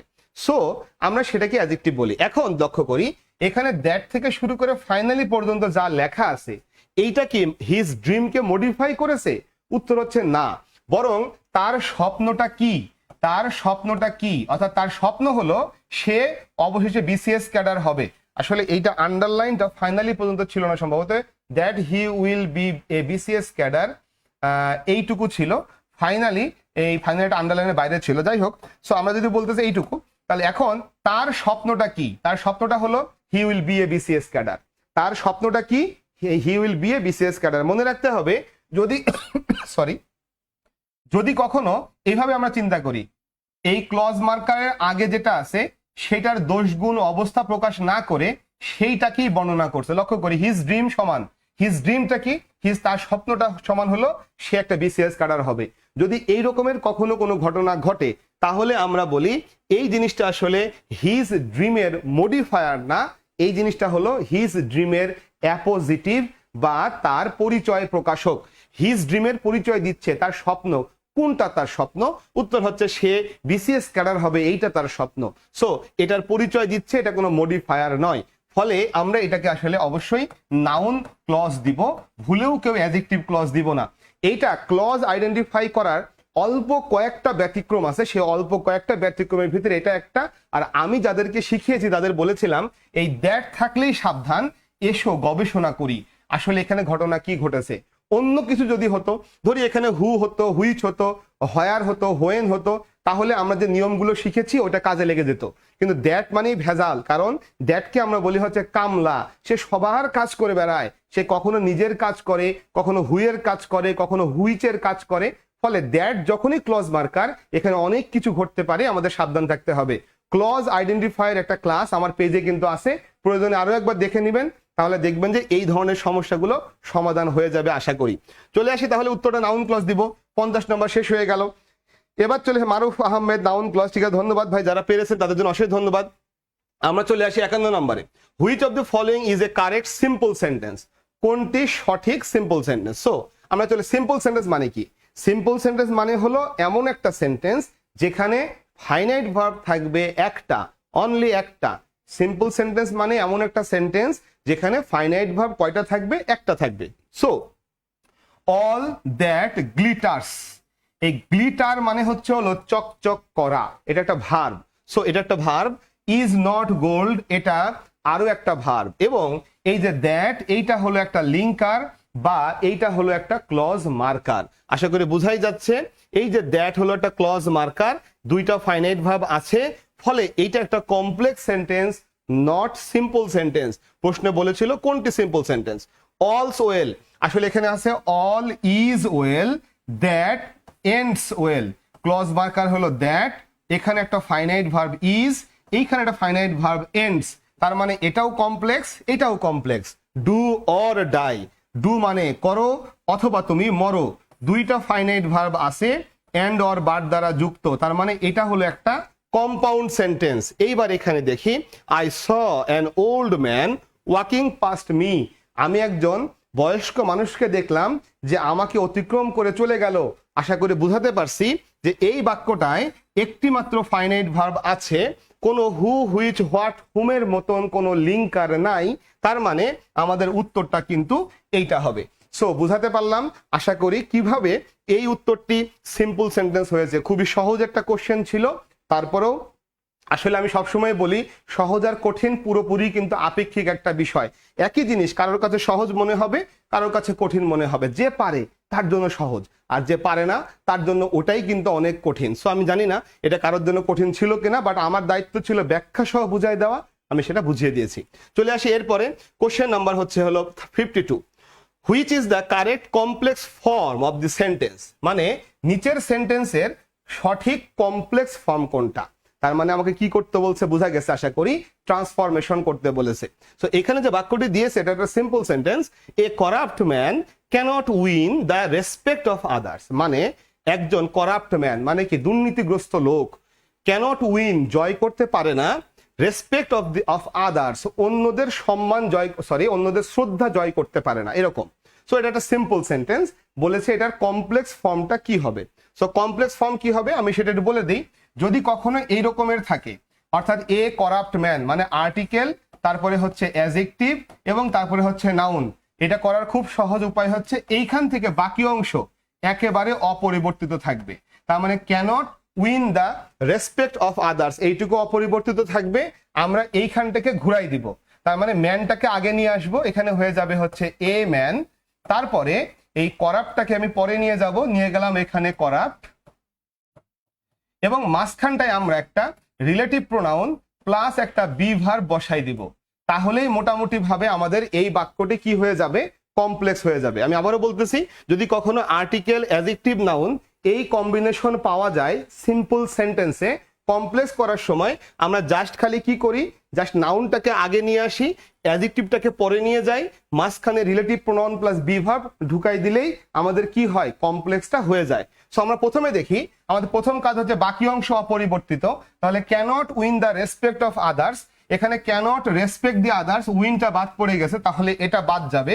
তারপরে দেখি এখানে আর নাই, এই যে cannot win the respect of others, yes এটা হইতে পারে। তারপরে দেখি এখানে ক্যান উইন, না এটা পরেরটা মিলে না। তার মানে আলটিমেটলি সঠিক হওয়ার তালিকায় এই সি নাম্বার ছাড়া আর কোনোটা দেখা যাচ্ছে না। আমি আবারও বলি, ট্রান্সফরমেশনের যে নিয়মগুলো আছে সেই নিয়মগুলো আমরা যেভাবে মুখস্থ করি ওভাবে আসলে হয় না। আমি যেটা বললাম, একটা সিম্পল সেন্টেন্সে যদি আমি আর্টিকেল অ্যাডজেক্টিভ নাউন পাই, তাহলে নাউনটাকে আগে নিয়ে আসবো। এই যে নাউনটা ম্যান ছিল, এটাকে এর কাছে নিয়ে আসলাম, এ ম্যান হয়ে গেল। করাপ্টটাকে আমি পরে নিয়ে গেলাম, আর এই মাঝখানটায় আমি একটা relative pronoun plus be verb ঢুকাই দিলাম। এই যে a man who relative pronoun, আর হচ্ছে হলো ইজ হলো একটা বি ভার্ব ঢুকাই দিলাম মাঝখানটায়। সো আশা করি বুঝতেই পারতেছি, a man who is corrupt cannot win the respect of others, একেবারে ক্লিয়ার হয়ে যাওয়ার কথা যে কিভাবে উত্তরটি এখানে এসেছে। ওকে, মুস্তাফিজুর রহমান উত্তর করেছে 51D, ধন্যবাদ ভাই উত্তর সঠিক করার জন্য। 51D উত্তর করে আপনি ধরা খেয়েছেন অলরেডি। এখানে উত্তর আসলে ডি নাম্বার হওয়ার কোনো সুযোগই নাই। এ man who can win the respect of others, এই বাক্যটি আসলে অর্থটাই একেবারে চেঞ্জ করে ফেলেছে। সো 51, ও সরি এটা 51 নম্বর, আমাদের 52 নম্বরে আছে, ঠিক আছে। ওকে, আমরা চলে আসি এরপরে পরবর্তী কোশ্চেনে চলে আসি। পরবর্তী কোশ্চেনে 53, find out the correct positive form of the sentence, সেন্টেন্সের সঠিক পজিটিভ ফর্মটা কি হবে। সো এখানে লক্ষ্য করি, হু এলস, আর কে আছে যে হয় বেটার, ভালো বেটার প্লেয়ার হয়, ভালো খেলোয়াড় হয়, দেন জামান, জামানের চেয়ে ভালো খেলোয়াড় কে হয় ইন দ্য টিম, এই টিমে। তাহলে কে আর আছে ভালো খেলোয়াড়, কয়টা ভালো খেলোয়াড় আছে, একজন ভালো খেলোয়াড়। তার মানে এখানে ইজও দেওয়া আছে, কে হয় অন্য একজন ভালো খেলোয়াড়, কার চেয়ে, জামানের চেয়ে অন্য একজন ভালো খেলোয়াড়। Okay, is there any other player, একজন প্লেয়ার ইন দিস টিম, এই দলে কি আর কোনো খেলোয়াড় আছে who is as good as Zaman. আমরা আপাতত এটা নিয়ে কথা বলতেছি না, কেন উত্তর হলো আমি পরে আসতেছি। প্রথমে চলে আসি, হু ইজ দ্য বেস্ট, আমাকে বলছে কি, আমাকে বলছে এটাকে পজিটিভ ডিগ্রি বানাও, আমি কি বানালাম, সুপারলেটিভ, তাহলে এটা তো অবশ্যই বাদ। Is there any other players, আমার এখানে বাক্যটায় আমরা জানি ট্রান্সফরমেশন মানে হচ্ছে আমরা গঠন চেঞ্জ করব, কিন্তু অর্থ কি থাকবে, সেম থাকবে। তো এখানে বলা হলো কে হয় একজন খেলোয়াড়, কে হয় খেলোয়াড় কয়জন, একজন। আমি সেখানে বানাই দিলাম হু, সরি এখানে বানাই দিলাম হচ্ছে আদার প্লেয়ার্স। তার মানে আমি কি করেছি ভাই, বহু বচন বানাই ফেলেছি। আমার তো কে হয় একজন খেলোয়াড়, জামানের চেয়ে ভালো একজন খেলোয়াড় আর কে আছে, তার মানে একজন খেলোয়াড়। আর দেয়ার, এখানেও সে একই কথা, বহু বচন করে ফেললাম, কিন্তু এখানে দিলাম এনি আদার প্লেয়ার। এই বাক্যটি গঠনই ভুল, কারণ এনি আদার প্লেয়ারের পরে আসলে আর হওয়ার কথা না, এটা এমনিতেই ভুল, বুঝাই যাচ্ছে এটাও ভুল। তার মানে এ নাম্বার ছাড়া আসলে বাক্যই তো কোনোটা আসলে সঠিক নাই। কেন উত্তরটা এ নাম্বার হলো আশা করি সবাই আমরা বুঝতে পারছি, ঠিক আছে। ওকে, এখানে দেখা যাচ্ছে মুস্তাফিজুর রহমান 53 উত্তর সি দিয়েছিলেন, আসলে এটা সি হওয়ার কোনো সুযোগ নেই, কারণ এই যে এখানে who else is the better player, আর কে হয় ভালো খেলোয়াড়, জামানের চেয়ে ভালো আর কে আছে। তাহলে is there any other player, আর কোনো একজন খেলোয়াড় কি আছে যে জামানের মতন খেলে। আমরা কিন্তু জানি ডিগ্রি চেঞ্জ করার সময়, ট্রান্সফরমেশন করার সময় আমরা মিনিংটা কিন্তু অপরিবর্তিত রাখি। চলে আসি এরপরে, কোশ্চেন নাম্বার হচ্ছে 54, the submarine dipped to avoid by the enemy plane. So প্রথমে চলে আসি এখানটায়, আমাদের সাবমেরিনের পরে ডিপ যে শব্দটি আছে, এই শব্দটি, ডিপ শব্দের অর্থ ডুবিয়ে দেওয়া, তা সাবমেরিনটাকে ডুবিয়ে দেওয়া হলো মানে পানির তলায় নিয়ে যাওয়া হলো, এটি একটি ফাইনাইট ভার্ব। এরপরে আমরা এখানে একটা নন ফাইনাইট ভার্ব দেখতে পাচ্ছি, টু অ্যাভয়েড। এখন চলে আসি অপশনগুলোর ভিতরে, একটা ভার্ব আছে শুধু সি, এটা হওয়ার সুযোগই নাই, কারণ ভার্বের বেস ফর্ম কিন্তু ফাইনাইট ভার্ব হিসেবে কাজ করে। আমাদের এই বাক্যটি একটি সিম্পল সেন্টেন্স, সেখানে একটি ফাইনাইট ভার্ব অলরেডি এসে গেছে, আমি আর কোনো ফাইনাইট ভার্ব দিতে পারি না, ফলে এখানে শুধু সি হওয়ার কোনো সুযোগ নেই। বাকি যে অপশনগুলো আছে, এটা একটা নন ফাইনাইট ভার্ব, এইটা একটা নন ফাইনাইট ভার্ব, এইটাও একটা নন ফাইনাইট ভার্ব। পার্থক্য হলো এটা হচ্ছে V3 ফর্ম, যাকে আমরা বলি পাস্ট পার্টিসিপল, এটা হচ্ছে বিন প্লাস V3, এটা হচ্ছে এই V3রই প্যাসিভ ফর্ম, মানে প্যাসিভ পাস্ট পার্টিসিপল আর কি, প্যাসিভ পাস্ট পার্টিসিপল। এবং এই সিইংটা হচ্ছে প্রেজেন্ট পার্টিসিপল, ভার্বের কোন ফর্ম? ING form. সো এখন চলে আসি আমাদের এইখানে কোনটা লাগবে। প্রথমত যেহেতু এখানে অ্যাভয়েড শব্দটি দেওয়া আছে, মনে রাখতে হবে অ্যাভয়েড শব্দের পরে ভার্বের আইএনজি ফর্ম বসে। আমাদের অল্প কয়েকটা 6-7টা ওয়ার্ড মনে রাখলে মোটামুটি ভাবে একেবারে জব টপ সবকিছু একেবারে ওকে হয়ে যায়। 6-7টা ওয়ার্ডের পরে আইএনজি ফর্ম বসে, 6-7টা ওয়ার্ডের পরে ভার্বের ইনফিনিটিভ ফর্ম বসে, 5-6টা করে মনে রাখলে কিন্তু আমাদের চলে। সো এখন চলে আসে এই 6-7টা ওয়ার্ডের পরে আমরা কি বলবো? আমাদের আইএনজি ফর্ম বসে, তার মধ্যে অ্যাভয়েড হলো একটা। সো এখন অ্যাভয়েডের পরে আইএনজি দিব, সো সিনটাকে বাদ দিলাম, এইটাও একটা আইএনজি, এইটাও একটা আইএনজি। এখন কোন আইএনজি দিব? লক্ষ্য করি এইখানে সি করা কাজটা যদি সাবমেরিন করত তাহলে হতো সিইং, আর যদি সাবমেরিন না করে অন্য কেউ করে তাহলে হবে বিং সিন, মানে প্যাসিভ। আমি আবারও বলতেছি, আমি যখনই বাক্যের ভিতরে প্রেজেন্ট পার্টিসিপল ইউজ করব, ভার্বের আইএনজি ইউজ করব, আইএনজি ইউজ করার নিয়ম হচ্ছে আমি যখন আইএনজি ইউজ করব, এই আইএনজি কাজটা কে করে? আমি যখন এর আগে আসবো, এভাবে আসবো, প্রথম যে নাউনটাকে পাবো সেই নাউনটা যদি করে তাহলে সরাসরি আইএনজি হবে, সেই নাউনটা যদি না করে তাহলে এটাকে প্যাসিভ আইএনজি হবে। প্যাসিভ আইএনজি মানে হচ্ছে being plus V3, ING plus V3। So আশা করি বোঝাতে পারলাম যে সাবমেরিনকে ডুবিয়ে দেওয়া হলো কেন? যেন এনিমি প্লেনে কর্তৃক সেটাকে দেখা না যায়, এটাকে এড়িয়ে যাওয়ার জন্য, দেখাটাকে এড়িয়ে যাওয়ার জন্য। ফলে আমরা বলবো উত্তর হবে বিং সিন। সঠিক উত্তর হলো সি নাম্বারটা। আশা করি বুঝে ফেলার কথা কেন এরকম হয়েছে। এই রুলটা ইনফিনিটিভ এবং প্রেজেন্ট পার্টিসিপলের জন্য প্রযোজ্য। এখন ইনফিনিটিভের ক্ষেত্রেও কিন্তু প্যাসিভ ইনফিনিটিভ আছে, আবার প্রেজেন্ট পার্টিসিপলেরও কিন্তু প্যাসিভ ভার্সন আছে বিং প্লাস V3 দিয়ে। এইভাবে আমরা করতে চাই। সো আমরা এটা শিখবো যখন হচ্ছে নন ফাইনাইট ভার্ব শিখবো, সেই সময়টাই আমাদের যেটা পেইড ব্যাচের ক্লাস হবে সেখানে এই ধরনের ক্লাসগুলো থাকবে অবশ্যই। চলে আসি আমরা এরপরে question number 55, in fear of. এটা খুবই সহজ, টু ছাড়া যে কোনো প্রিপজিশনের পরে কি হবে? আইএনজি হবে। তার মানে শূন্যস্থানের জন্য আমাদের আইএনজি লাগবে। তো আমি যখন তাকালাম তখন দেখলাম এইখানে একটা আইএনজি আছে, দেখলাম এইখানে একটা আইএনজি আছে, দেখলাম এইখানে একটা আইএনজি আছে, এইখানে আইএনজি নাই, তাই এটাকে বাদ দিয়ে দিলাম। এখন প্রশ্ন হলো এখানে অ্যারেস্টিং হবে নাকি বিং অ্যারেস্টেড হবে নাকি হ্যাভিং অ্যারেস্টেড হবে? সোজা কথা, এই যে শূন্যস্থান আছে আমার, আমি একটু আগেই বলছিলাম যখন আমি আইএনজি বসাবো, ধরি এখানে একটা আইএনজি বসাতে চাই, তাহলে এই আইএনজির আগে অথবা এই আইএনজির পরে কাছাকাছি যে নাউনটা থাকবে সেই নাউন যদি এটা করে তাহলে আইএনজি হবে, যদি এটা না করে তাহলে এটাকে প্যাসিভে নিতে হবে। সো প্যাসিভে নিয়ে যেতে হবে। এখন লক্ষ্য করি, এখন এখানে এর আগে যে চলে গেলাম ইন ফিয়ার অফ, এটা তো আমাদের ফ্রেজ, ইন ফিয়ার অফ মানে ভয়ে, পরে তাহলে নাউনের বা নাউন তুল্য কি আছে? হি। তাহলে হি কি অ্যারেস্ট করা কাজটা করবে নাকি হিকে অ্যারেস্ট করা হবে? এই ভয়ে হি কিন্তু এসকেপ করলো এলসহয়ার, অন্য কোথাও। তার মানে হি কিন্তু অ্যারেস্ট করবে না, হি অ্যারেস্ট হবে। তাহলে হি অ্যারেস্ট হওয়ার ভয়ে এই কাজটা করেছে, ফলে এটাকে প্যাসিভ বানাতে হবে। আইএনজিকে আমি প্যাসিভ বানালাম, বিং প্লাস V3, একটু আগে যেটা বলেছি একই নিয়ম। আমার আইএনজি হবে ঠিক আছে, কিন্তু এটা হবে প্যাসিভ আইএনজি হবে। So being arrested. সো উত্তরটা সি নাম্বার হলো। আশা করি সবাই বুঝতে পারছি। 54 নম্বর, ওকে মুস্তাফিজুর রহমান আর উত্তর করে নাই। চলে আসি কোশ্চেন নাম্বার হচ্ছে 56-এ, I did not follow who passed by me. লক্ষ্য করি, আই ডিড নট ফলো, আমি কিন্তু ফলো করি নাই, কে আমাকে অতিক্রম করে গেল? কে? হু পাস্ট বাই মি, আমার পাশ দিয়ে কে চলে গেল? আমি কিন্তু কি করি নাই? ফলো করি নাই। বি কেয়ারফুল, আমি ফলো করি নাই। তাহলে ইট সজীব। এখন যদি আমি বলি ইটের সাথে ওয়ার, অবশ্যই হবে না, কারণ ইট তো সিঙ্গুলার। ইট ওয়াজ সজীব, এটা হতে পারে।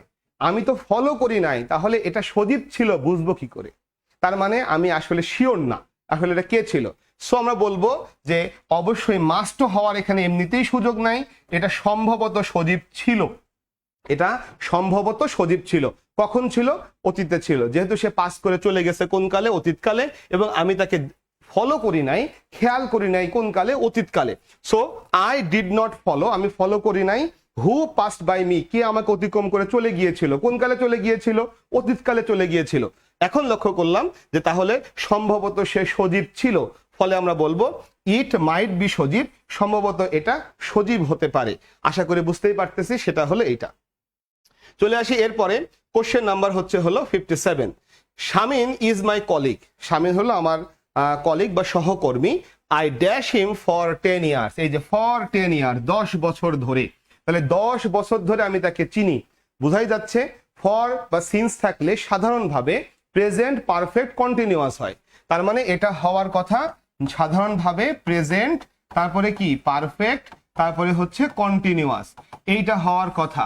কারণ ফর 10 ইয়ার্স আছে অথবা সিন্স 1971 এরকম যদি থাকে তাহলে প্রেজেন্ট পারফেক্ট কন্টিনিউয়াস হয়, এটা আমরা জানি। এখন এইখানে যে ভার্বটা নিয়ে কাজ করা হচ্ছে, এই ভার্বগুলোকে আমরা বলি স্ট্যাটিভ ভার্ব। এই ভার্বগুলোকে আমরা কি বলি? স্ট্যাটিভ ভার্ব।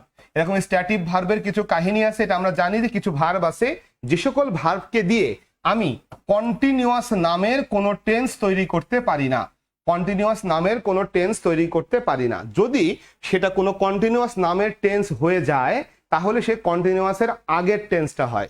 যেমন প্রেজেন্ট পারফেক্ট কন্টিনিউয়াসের আগের ভার্সনটা হলো প্রেজেন্ট পারফেক্ট। লক্ষ্য করি, present indefinite, present continuous, present perfect, present perfect continuous. আবার দেখি, present indefinite, present continuous, present perfect, present perfect continuous. সিরিয়ালটা আশা করে বুঝতে পারলাম। তো এটা যখন হওয়ার কথা প্রেজেন্ট পারফেক্ট কন্টিনিউয়াস, কিন্তু নো ভার্বটাকে কন্টিনিউয়াস টেন্স করা যায় না, তাহলে প্রেজেন্ট পারফেক্ট কন্টিনিউয়াসের আগেরটা হবে, তার মানে এটা প্রেজেন্ট পারফেক্ট হবে। আবার যদি কোনো বাক্য ধরি, এই বাক্যটা যদি প্রেজেন্ট কন্টিনিউয়াস হতো তাহলে আমরা লিখতাম প্রেজেন্ট ইনডেফিনিটে। এই বাক্যটি হয়েছে প্রেজেন্ট পারফেক্ট কন্টিনিউয়াস, তাই আমরা লিখবো প্রেজেন্ট পারফেক্টে। অর্থাৎ উত্তর হবে I have known him for 10 years, আমি তাকে চিনি 10 বছর ধরে, ফর 10 ইয়ার্স 10 বছর ধরে চিনি। সো উত্তরটা হবে সি নাম্বার। আশা করি সবাই বুঝতে পারছি। 57 ডি দিয়েছিলে মুস্তাফিজুর রহমান ভাই। বিন নোন, এই যে বি ভার্ব প্লাস V3, এটা প্যাসিভ বোঝায়। এখানে আই যে মানুষটা সেই কিন্তু নো করা কাজটা করে। কে চেনে? আই চেনে, তার মানে এটাকে অবশ্যই অ্যাক্টিভ ভয়েসে লিখতে হবে, প্যাসিভ গঠনে নেওয়া যাবে না, অবশ্যই কিসে নিতে হবে? অ্যাক্টিভ গঠনে নিতে হবে। চলে আসি তারপরে question number 58। The snow swell dash the valley. Snow মানে আমরা জানি তুষার, আর সুয়েল মানে হচ্ছে এরকম করে ঘুরে ঘুরে ঘুরে ঘুরে পড়া। সো তুষার পরে ভ্যালিতে পড়ে, ভ্যালি মানে কি উপত্যকা, উপত্যকার ভিতরে এরকম ঘুরে ঘুরে পড়ে, চক্রাকারে ঘরে বা চারপাশ দিয়ে ঘুরে ঘুরে পড়ে এরকম। এখন ঘুরে ঘুরে পড়ে, যেহেতু সুয়েল মানি এটা, তুষার পরে কিভাবে? তুষার কিন্তু উপর থেকে নিচের দিকে পড়ে, তাহলে ভ্যালি যদি হয় এরকম একটা জায়গা উপত্যকা, তাহলে উপর থেকে তুষার পড়তেছে, হয়তো এরকম ঘুরে ঘুরে ঘুরে ঘুরে পড়তেছে। সো আমরা বলবো এটা হবে উপর থেকে নিচে হলে কি হয়? ডাউন হয়। সো সুয়েল ডাউন মানে হচ্ছে তুষারপাত হওয়া, যে তুষারটা কিছুটা বাতাসের মধ্যে ঘূর্ণি আবর্তের মধ্যে ঘুরে ঘুরে পড়ে, এটাকে সুয়েল বলা হয়। So the snow swells down the valley, এখানে ডাউন হবে, আশা করে বোঝা যাচ্ছে, কারণ উপর থেকে পতিত হয় তুষার নিচে। ভ্যালি মানে হচ্ছে উপত্যকা, নিচু জায়গা, অর্থাৎ দুটি পাহাড়ি এলাকার উঁচু এলাকার মধ্যবর্তী নিচু জায়গা, তাহলে উপর থেকে নিচে পড়বে, এই ভ্যালি শব্দটা দিয়েই বোঝা যাচ্ছে। ফলে আমরা এখানটায় কিন্তু ডাউন দিব, আশা করি সবাই ক্লিয়ার হয়ে যাওয়ার কথা। চলে আসি question number 59। There is a coffee shop dash the street. এখন এইটার উত্তর কি হবে? অ্যাট দি স্ট্রিট, নাকি অন দি স্ট্রিট, নাকি বিফোর দি স্ট্রিট, নাকি অ্যাক্রস দি স্ট্রিট? এখানে একটা কনফিউশনের জায়গা আছে। কেউ কেউ হয়তো উত্তর অ্যাক্রস করতে পারে, বিফোর হওয়ার তো কোনো সুযোগই নাই, বিফোরকে আমরা প্রথমেই বাদ দিয়ে দিলাম, এটা সর্বজন স্বীকৃত, বিফোর হবে না। এখন আমাদের কনফিউশনের জায়গা হলো এটা অন দ্য স্ট্রিট হবে নাকি অ্যাক্রস দ্য স্ট্রিট হবে। মনে রাখতে হবে অ্যাক্রস মানে কি? অ্যাক্রস এই হচ্ছে আমার রাস্তা, আমি যদি অ্যাক্রস বলি এটা রাস্তা, অ্যাক্রস মানে হচ্ছে রাস্তার এপাশ থেকে ওপাশে। সো এভাবে যখন আমি অতিক্রম করব তখন হচ্ছে অ্যাক্রস। যখন রাস্তা বরাবর দিয়ে যাব তখন সেটা হবে হলো অ্যালং। তো এখন প্রশ্ন হলো অ্যাক্রস এবং অ্যালং এই দুটো কি বুঝে আমরা বুঝতে পারছি। তো এখন এখানে বলছে দ্য কফি শপটা আছে কোথায়? কফি শপটা আছে রাস্তায়, রাস্তার উপরে কফি শপটা আছে। এখন এর মানে যদি কেউ এভাবে ব্যাখ্যা করে এই রাস্তার উপরে কি কফি শপ সম্ভব? সম্ভব না। তাই আমরা বলবো রাস্তার এপার থেকে ওপারে, যে রাস্তার ওই পারে কফি শপ আছে, এইটা বোঝানোর জন্য অ্যাক্রস দিব। এটা হবে না ভাই, কারণ অ্যাক্রস ব্যবহৃত হয় চলমান কোনো কিছুর ক্ষেত্রে, অ্যাক্রস ব্যবহৃত হয় চলমান কোনো কিছুর ক্ষেত্রে, তার মানে যেটা চলমান আছে, মুভিং আছে, তখন যদি কোনো কিছু অতিক্রম করে যায় তখন সেটাকে অ্যাক্রস ইউজ করা হয়। যেহেতু আমাদের এই দোকানটা যেহেতু স্থির কোনো একটা কিছু, এখানে কোনোভাবেই অ্যাক্রস হওয়ার সুযোগ নেই। আমরা উত্তর করব হচ্ছে অন, অর্থাৎ আমরা উত্তর করব there is a coffee shop on the street. রাস্তার উপরে একটা কফি শপ আছে, হয়তো বা সে রাস্তার পাশে ফুটপাতের উপরে। ফুটপাতে কিন্তু রাস্তার অংশ, মূল রাস্তা এবং তার পাশের বেশ কিছু অংশ নিয়ে কিন্তু আসলে রাস্তাটা তৈরি হয়। যেখানে গাড়ি চলে আমরা ভাবি ওইটুকুই রাস্তা, আসলে আশেপাশের যে এক্সট্রা অংশটা থাকে ওইটাকে আমরা আসলে রাস্তা হিসেবে চিন্তা করি না। এই হচ্ছে সমস্যা, ওইখানে দোকানটা হয়েছে। আশা করি বুঝতেই পারতেছি। এখানে অ্যালং হওয়ার সুযোগ নেই। শামীম ভাইয়াকে নক করেছে ইমরুল হাসান ইমন, ধন্যবাদ ভাই। সো চলে আসি আমরা এই উত্তরটা অন হবে। কেন অন হলো বুঝতেই পারছি। কেউ আবার এইভাবে ব্যাখ্যা দিয়ে তোমাদের বিভ্রান্ত করে ফেলতে পারে যে ভাই আমাকে ব্যাখ্যা দিয়েছে যে অন দা হলে তো রাস্তার উপরে হবে, তাহলে এটা কিভাবে সম্ভব? কিন্তু অ্যাক্রস হলে তো চলমান থাকতে হবে।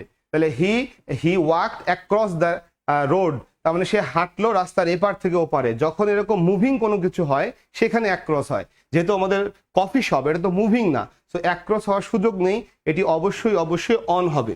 সো আমরা চলে আসি এরপরে, আইডেন্টিফাই দি কারেক্ট সেন্টেন্স। এইখানে সঠিক উত্তরটা কোনটা একবার যদি নজর দেই তাহলে আমরা বুঝে ফেলেছি এটা সবই ইনডাইরেক্ট ন্যারেশন। সবাই কি ইনডাইরেক্ট ন্যারেশন। সো এখন চলে আসবো ইনডাইরেক্ট ন্যারেশনে। এখানে হ্যাজ সেইড টু আছে। সো ইনডাইরেক্ট ন্যারেশনে নর্মালি সেইড টু হয় না, ইনডাইরেক্ট ন্যারেশনে যে টোল্ড হয়ে যায়। যেহেতু এই পাশে দেখতে পাচ্ছি অ্যাসার্টিভ সেন্টেন্স আছে, তার মানে বক্তার কথাটা যদি অ্যাসার্টিভ থাকে, ইনডাইরেক্ট ন্যারেশনে যে কিন্তু কি হয়, সেটা চেঞ্জ হয়ে টোল্ড হয়ে যায়। ফলে আমরা 1 নম্বর অপশনকে প্রথমত বাদ দিলাম। এবার 2 নম্বরে এসে যখন টোল্ড পেয়েছি তখন মোটামুটি আইডিয়া করতে পারি ইয়েস এটা টোল্ড কিন্তু আসলে হইতেই পারে, তার কারণ এখানে বক্তব্যটা অ্যাসার্টিভে আছে। একটু ভালো মতন লক্ষ্য করলে দেখা যাবে এখানে লেখা ছিল I will go but you will stay. এখানে লেখা আছে he will go but I will stay. তার মানে এইখানে হি আর এখানে আই। এখন লক্ষ্য করি, আমরা জানি যে যখন ইনডাইরেক্ট ন্যারেশন করা হয় তখন কিন্তু প্রোনাউন গুলো চেঞ্জ হয়। একটু ভেবে দেখি এখানে হি আসলে হইতে পারে কিনা। সে বলেছে, হি হ্যাজ টোল্ড মি, সে আমাকে বলেছে যে সে যাবে, কিন্তু আমি এখানে থাকবো, আমি এখানে ঢাকাতে থাকবো। হ্যাঁ, এটা তো হতেই পারে। প্রশ্ন হলো এখানে উইল দেখা যাচ্ছে, এখানে স্টে দেখা যাচ্ছে, উইল স্টে দেখা যাচ্ছে কেন? আমরা জানি রিপোর্টিং ভার্বটা যদি প্রেজেন্টে হয় তাহলে সাবঅর্ডিনেট ক্লজে যে এই যে ভার্বটা, সেই ভার্বের কিন্তু টেন্সটা চেঞ্জ হয় না। তার মানে এই হি নামের বক্তা যে টেন্সে কথা বলেছে এখানে সেই টেন্সেই থাকবে, টেন্সটা চেঞ্জ হবে না, এটাই নিয়ম। রিপোর্টিং ভার্ব প্রেজেন্ট বা ফিউচারে হলে সাবঅর্ডিনেট ইনডাইরেক্ট ন্যারেশনে যে ভার্বটার কিন্তু টেন্স চেঞ্জ হয় না। ফলে আমি ভেবে দেখি আরো একবার, সে আমাকে বলেছে যে সে যাবে, কিন্তু আমি ঢাকায় থেকে যাব, আমি ঢাকায় থেকে যাব। সো বোঝাই যাচ্ছে সে যাবে, হি উইল গো, এটা সে বলতেই পারে, এবং কিন্তু আমি ঢাকায় থেকে যাব এটাও বলতে পারে। সঠিক উত্তরটা বি নাম্বার দিতে হবে। সো 60-এর উত্তরটা বি হবে। আশা করি বাঁধন সরকারও বুঝতে পারছে। এটা খুবই সহজ আর কি, এটা জবের জন্য খুব একটা কঠিন কোশ্চেন, এটা খুবই সহজ কোশ্চেন ছিল। এখানে প্রেজেন্ট ছিল, এখানে উড দিয়ে আসলে বাংলা করলে বাংলা অর্থই আসবে না, ফলে এখানে বি নাম্বার ছাড়া আর কোনো অপশন আমাদের হাতে ছিল না। চলে আসি কোশ্চেন নাম্বার হচ্ছে 61-তে, আইডেন্টিফাই দি কারেক্ট সেন্টেন্সেস। এই যে একটা রুল একটু আগে বললাম যে আমি যদি কখনো ভার্বের আইএনজি বসাই তাহলে এই আইএনজিটা নন ফাইনাইট আইএনজি বসাই, তাহলে সে তার আগের নিকটতম নাউন অথবা নাউন তুল্যকেও, অথবা পরের নিকটতম নাউন অথবা নাউন তুল্যকেও এই কাজটা করে, এমনটা হতে হবে, না হলে এটা ভুল হবে। লক্ষ্য করি এখানে একটা কোশ্চেন এসেছে, এটাও ড্যাংলিং মডিফায়ারেরই কোশ্চেন, একটু ঘুরাই ফিরাই দেওয়া। লক্ষ্য করি আমি যদি এভাবে চিন্তা করে দেখি, এইখানে লেখা আছে the room was darkened by switching. এখানে কিন্তু শুধু আইএনজি বসে নাই, বাই সুইচিং বসেছে, কারণ টু ছাড়া যে কোনো প্রিপোজিশন হলে আইএনজি হয়। তো এই বাক্যটার বাংলা মিনিং হচ্ছে রুমটি অন্ধকার করা হয়েছিল, ডার্কেন করা হয়েছিল সুইচ অফ করার মধ্য দিয়ে। সুইচ অফ করার দ্বারা কি? সুইচ অফ করার দ্বারা অল দি লাইটস, সকল লাইটের সুইচ অফ করার মধ্য দিয়ে রুমটিকে অন্ধকার করা হয়েছিল। আশা করি বুঝাই যাচ্ছে এই কথাটা যে এইটা বাক্যটা ঠিকই আছে। কিন্তু এই বাক্যটা এসে দেখি the room was ডার্কেন্ড switching off, এখানে শুধু আইএনজি দেওয়া হলো, শুধু আইএনজি দেওয়া হলে কি করতে হবে, এর আশেপাশে যেতে হবে, নাউনটাকে খুঁজতে হবে। আগে আসলাম, নাউন পেলাম কাছাকাছি রুম, পরে গেলাম নাউন পেলাম কাছাকাছি লাইট, রুমটা কাছে আছে না লাইটটা কাছে আছে একটু দেখি, 1 2 3 নম্বরে আছে, পরে যাই 1 2 3 4 নম্বরে আছে। সো রুমটা কাছে আছে।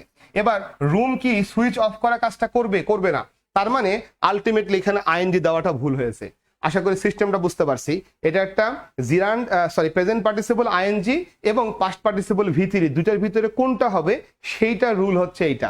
সো আমরা আইএনজি শুধু আইএনজি, কিন্তু শুধু আইএনজি আগে এবং পরে নিকটতম নাউন যে কোনো এক পাশে যে সবচেয়ে কাছের যে নাউনটা তার সাথে অবশ্যই তার রিলেশনটা অ্যাক্টিভ হতে হবে। অর্থাৎ রুম যদি সুইচ অফ করা কাজটি করতো, সুইচিং অফ ঠিক আছে, রুম যেহেতু করে না তাহলে সুইচিং অফটা ঠিক নাই। সেম এখানে এসে দেখি দ্য রুম ওয়াজ ডার্কেন্ড, এখানে যখন ইনফিনিটিভ বসাচ্ছি সেম কাহিনী, এই সুইচের কাছের নাউন কোনটা, রুম যদি সুইচ অফ করে না তাহলে এখানে আসলে সুইচ অফ হবে না, সুইচড অফ হওয়া উচিত, টু বি সুইচড অফ এরকম কিছু একটা হওয়া উচিত। সো বাকি সবগুলোই ভুল, উত্তর এ নাম্বার ছাড়া আসলে আর কোনোটা হয় না। এটার ব্যাখ্যা দেই নাই, বোঝাই যাচ্ছে নিকটতম হলো দি লাইট, তাহলে সুইচিং অফ, লাইট তো সুইচ অফ করে না, সুইচ অফ করা কাজটা লাইট পারে না, ফলে আমরা এখানটায় অবশ্যই সুইচড অফ দিলে হতো, অথবা বিং সুইচড অফ দিলে হতো, হ্যাভিং বিন সুইচড অফ দিলে হতো, কিন্তু সুইচিং অফ দিলে হবে না। সো এবার চলে আসি আমাদের 61 পরে 62 number question, identify the correct sentences. এইটা দেখে বোঝা যাচ্ছে সবগুলোই হচ্ছে থার্ড কন্ডিশনাল। কিভাবে, এই যে হ্যাড, এই যে ভি3, এই যে এখানে হ্যাড, এই যে ভি3, এই যে হ্যাড, এই যে ভি3, এই যে হ্যাড, এই যে ভি3, তাহলে হ্যাডের পরে ভি3 আসলে এটা থার্ড কন্ডিশনাল হয়। তখন ফলাফল অংশটা would have, could have, might have, ভি3 হয়, would have, could have, might have, ভি3 হয়। সো এখন চলে আসি এখানে কুড হ্যাভ ভি3, তার মানে এটার বাক্যটার গঠন ঠিক আছে, কিন্তু এখানে দেখি কুড হ্যাভ ভি3 কিন্তু নাই, হলো না। এখানে দেখি মাইট গেট ভি3 তো নাই, হ্যাভও নাই। তারপর এখানে দেখি কুড হ্যাভ গট, সো এইটা হতে পারে। তার মানে আমরা এ পেলাম এবং হচ্ছে ডি পেলাম, আর কোনোটা কিন্তু পেলাম না। এখন চলে আসি এখানে, চলে আসি দেখি had you been there, had you been there, এই জায়গাটা একটা পার্থক্য দেখা যাচ্ছে। আমরা যখন ইফটাকে উঠাই দিই, ইফ ইউ হ্যাড বিন, এইটাকে যখন আমরা কি করি, এটাকে যখন আমরা ইফ ছাড়া লিখি তখন শুধু হ্যাডটাকে তুলে এনে ইফের জায়গায় লিখি, তখন এরকম হয় হ্যাড ইউ বিন, ফলে বোঝাই গেল এই জায়গাটাই কিন্তু আসলে ভুল হয়ে গেছে। তাহলে এটাও ভুল, সঠিক উত্তর এ নম্বর ছাড়া আর কোনোটা কিন্তু হইতে পারে না। আশা করি সবাই বুঝে ফেলার কথা। চলে আসি কোশ্চেন নাম্বার হচ্ছে 63, আইডেন্টিফাই দি কারেক্ট সেন্টেন্স। এবার সঠিক উত্তরটা খুঁজতে চাই। দেয়ার আর ট্রিজ, গাছ আছে, লক্ষ্য করে দেয়ার আর ট্রিজ কিন্তু সব অপশনেই আছে, there are trees, there are trees, there are trees. So এখন কথা হলো সেই ট্রিজ গুলোর ভিতরে পরে চলে আসি, কোথায় আছে, অন দি বোথ সাইড। যেহেতু বোথ সাইডেই আছে তার মানে অটোমেটিক নির্দিষ্ট হয়ে থাকে, তাই আমরা যখন বোথ সাইডে হয় তখন দি বোথ সাইডস বলি, অন দি বোথ সাইডস, অর্থাৎ দিটা থাকে হচ্ছে বোথের আগে। সো এখানে যখন দিটা বোথের পরে চলে গেছে, সো এইটা আসলে আর হবে না, এখন এইটা বাদ গেল। তার কারণ হচ্ছে এই যে বোথ সাইডস যখন বলি তখন বোথ কিন্তু একটা অ্যাডজেক্টিভ হয়, অ্যাডজেক্টিভের পরে আসলে এই আর্টিকেলটা আসে না, আর্টিকেল আসে অ্যাডজেক্টিভের আগে, তাহলে বি নাম্বার অপশনটা বাদ গেল। আবার জানি বোথ মানে হচ্ছে দুইয়ের মধ্যে দুইটাই, বোথ মানে উভয়, উভয় মানে কি দুইয়ের মধ্যে দুইটাই, তাহলে এখানে সাইড না হয়ে সাইডস হওয়া উচিত ছিল, ফলে বোঝাই যাচ্ছে এইখানে একটা ভুল আছে। আবার লক্ষ্য করে ডি নাম্বারে আইদার মানে কি, আইদার মানে হচ্ছে দুইয়ের মধ্যে যে কোনো একটা, দুইয়ের মধ্যে যে কোনো একটা, তাহলে এখানে অবশ্যই সাইডস হওয়া উচিত নয়, এখানে আবার সাইড হওয়া দরকার ছিল, ফলে এইগুলো বাদ পড়ে গেল। সঠিক উত্তর এ নম্বর ছাড়া আর কোনোটা হবে না বলে সিদ্ধান্ত নিলাম। আশা করি বুঝতেই পারতেছি, সহজেই বুঝতে পারতেছি। মোফাজ্জল হোসেন ভাই, অশেষ ধন্যবাদ আপনাকে সহজে বুঝতে পারার জন্য। চলে আসি এরপরে, কোশ্চেন নাম্বার হচ্ছে 64, দ্য অ্যান্টোনিম অফ বয়েস্ট্রাস। বয়েস্ট্রাস শব্দের অর্থ হচ্ছে নয়েজি, বয়েস্ট্রাস শব্দের অর্থ হচ্ছে যেখানে আইন শৃঙ্খলা নাই, বিশৃঙ্খলা। বয়েস্ট্রাস শব্দের অর্থ যেখানে আনন্দ উল্লাসে পরিপূর্ণ, এই রকমের। অর্থাৎ আমি যদি বলি এখানে নয়েজি, আনরুলি এবং চেয়ারফুল, এই তিনটাই হচ্ছে বয়েস্ট্রাস শব্দের সিনোনিম। এটাও সিনোনিম, এইটাও সিনোনিম, এইটাও সিনোনিম। তাহলে উত্তর এইটা হওয়া ছাড়া কোনো রাস্তা নেই। তাহলে বয়েস্ট্রাস শব্দের অর্থ নয়েজি, গোলমাল, গোলযোগে পূর্ণ। তাহলে এটার অ্যান্টোনিম কি হবে? গোলমাল। অ্যান্টোনিম কি হবে? শান্ত। তার মানে আমরা উত্তর দিচ্ছি এইটাকে। কিন্তু অতি দুঃখের সঙ্গে জানাচ্ছি আরো একবার, বিসিএস এর মতন পরীক্ষায় এই ভুলটা করেছে। এই যে এখানে যে কুইট আছে না, এই কুইট মানে কোনো কিছু স্টপ করে দেওয়া, বন্ধ করে দেওয়া, শেষ করে দেওয়া, কোনো কিছু ত্যাগ করা, লিভ। আমাদের শান্ত বানানটা হচ্ছে হলো কোয়াইট, সরি বানানটা হচ্ছে হলো কোয়াইট, এরকম হবে কিউ, মাথা নষ্ট, কিউ ইউ আই ই টি। এই কোয়াইট মানে হচ্ছে হলো শান্ত, অর্থাৎ এইটার অ্যান্টোনিম এইটা হওয়ার কথা।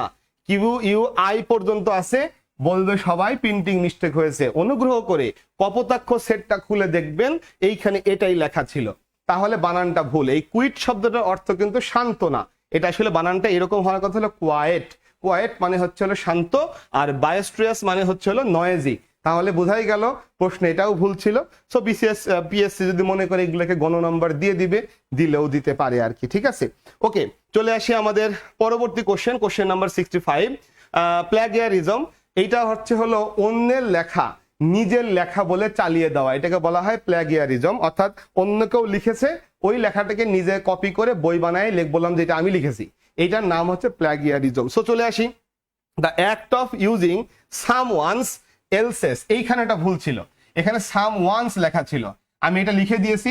আসলে সামওয়ানস এলসেস বলে কোনো কথা হয় না ভাই। দ্য অ্যাক্ট অফ ইউজিং, এখানে হবে সামওয়ান এলসেস আইডিয়া, এইখানে সামওয়ানস এলসেস বলে কোনো কথা হয় না। Someone else's idea as one's own. So বুঝতেই পারতেছি এই অপশনটি ছাড়া আমাদের আর কোনোটা হবে না। সো যদিও ভুল ছিল, এই বাক্যটি ভুল, কথাটা ভুল, তারপর আমরা এটাকে চয়েস করতেছি। সো বিসিএস এর পরীক্ষার এই প্রশ্ন, পিএসসির প্রশ্নে যে ভুল, এটা আসলে not expected are not accepted, দুটাই কিন্তু এখানে প্রযোজ্য। চলে আসি এরপরে কোশ্চেন নাম্বার 66। এবার আমরা সাহিত্যের কোশ্চেনে ঢুকে পড়লাম। তো সাহিত্য নিয়ে আমাদের অনেকেরই সমস্যা থাকতেই পারে। এখন আপাতত সাহিত্যে তো ব্যাখ্যা দেওয়ার আসলে খুব বেশি কিছু নাই। আমরা যখন আমাদের পেইড ব্যাচের ক্লাসগুলো করব, সেখানে এই সাহিত্যগুলো নিয়ে আমরা যে কাজটি করবো, যেমন এটা চার্লস ডিকেন্সের একটা বিখ্যাত একটা উপন্যাস, আমরা এখানে পড়বো হচ্ছে এ টেল অফ টু সিটিজ। এইটার গল্পের কাহিনীটা কি, সেখানে কি ছিল, কি ঘটেছিল, নায়ক কে ছিল, নায়িকা কে ছিল, পুরো কাহিনী যখন আমরা বুঝবো, তখন এই ধরনের প্রশ্ন উত্তর করা কোনো বিষয়ই হবে না। কারণ এখানে প্রশ্ন করেছে যে এ টেল অফ টু সিটিজ, এটার ভিতরে এই টু সিটি বলতে আসলে কোন দুটা সিটিকে বোঝানো হয়েছে। সো এটা খুবই ভালো বিষয় যে আমি যদি গল্পের কাহিনীটা জানি, ইভেন এগুলো নিয়ে মুভি হয়, সে মুভি আছে, ইউটিউবে অনেক ভিডিও আছে, আমরা যদি ওইটা দেখি ঠিক মতন, তাহলে আমরা সহজেই বুঝতে পারবো এখানে টু সিটিজ বলতে কিন্তু আসলে লন্ডন এবং প্যারিসকে বোঝানো হয়েছে, লন্ডন এবং প্যারিসকে বোঝানো হয়েছে। সো চলে আসি এরপরে, দ্য লাইন ফ্রেলটি, এই যে এই শব্দটি দাও, দাও না ভাই, দাই, এটা হবে দাই, অর্থাৎ ফ্রেলটি, দাই নেম ইজ উইমেন, ওমেন, অর্থাৎ ভঙ্গুরতা, দুর্বলতা, এইটা তারই অপর নাম হলো রমণী বা নারী। সো এটা হচ্ছে শেক্সপিয়রের একটা বিখ্যাত ডায়লগ, কিন্তু প্রশ্ন হচ্ছে এটা কোন নাটক থেকে নেওয়া হয়েছে, শেক্সপিয়রের কোন নাটক থেকে নেওয়া হয়েছে। এটা খুবই বিখ্যাত নাটক, সো হ্যামলেট থেকে নেওয়া হয়েছে।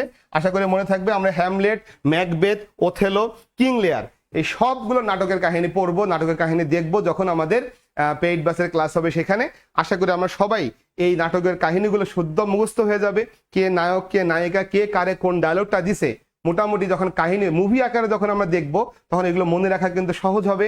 অ্যান্ড দেন এ ধরনের প্রশ্ন উত্তর করা কোনো বিষয় হবে না। আর শেক্সপিয়ার উনি হচ্ছেন এরকম বিভিন্ন ডায়লগের জনক, এই পরিমাণ ডায়লগ দিছেন, সেই ডায়লগগুলো আবার ভবিষ্যতে, মানে পরবর্তী দেশে, ভবিষ্যৎ না, এর পরবর্তী সময়ে বাংলা সাহিত্যে বাংলা ভার্সন আকারে অনেক লেখকের লেখায় আবার স্থান পেয়েছে।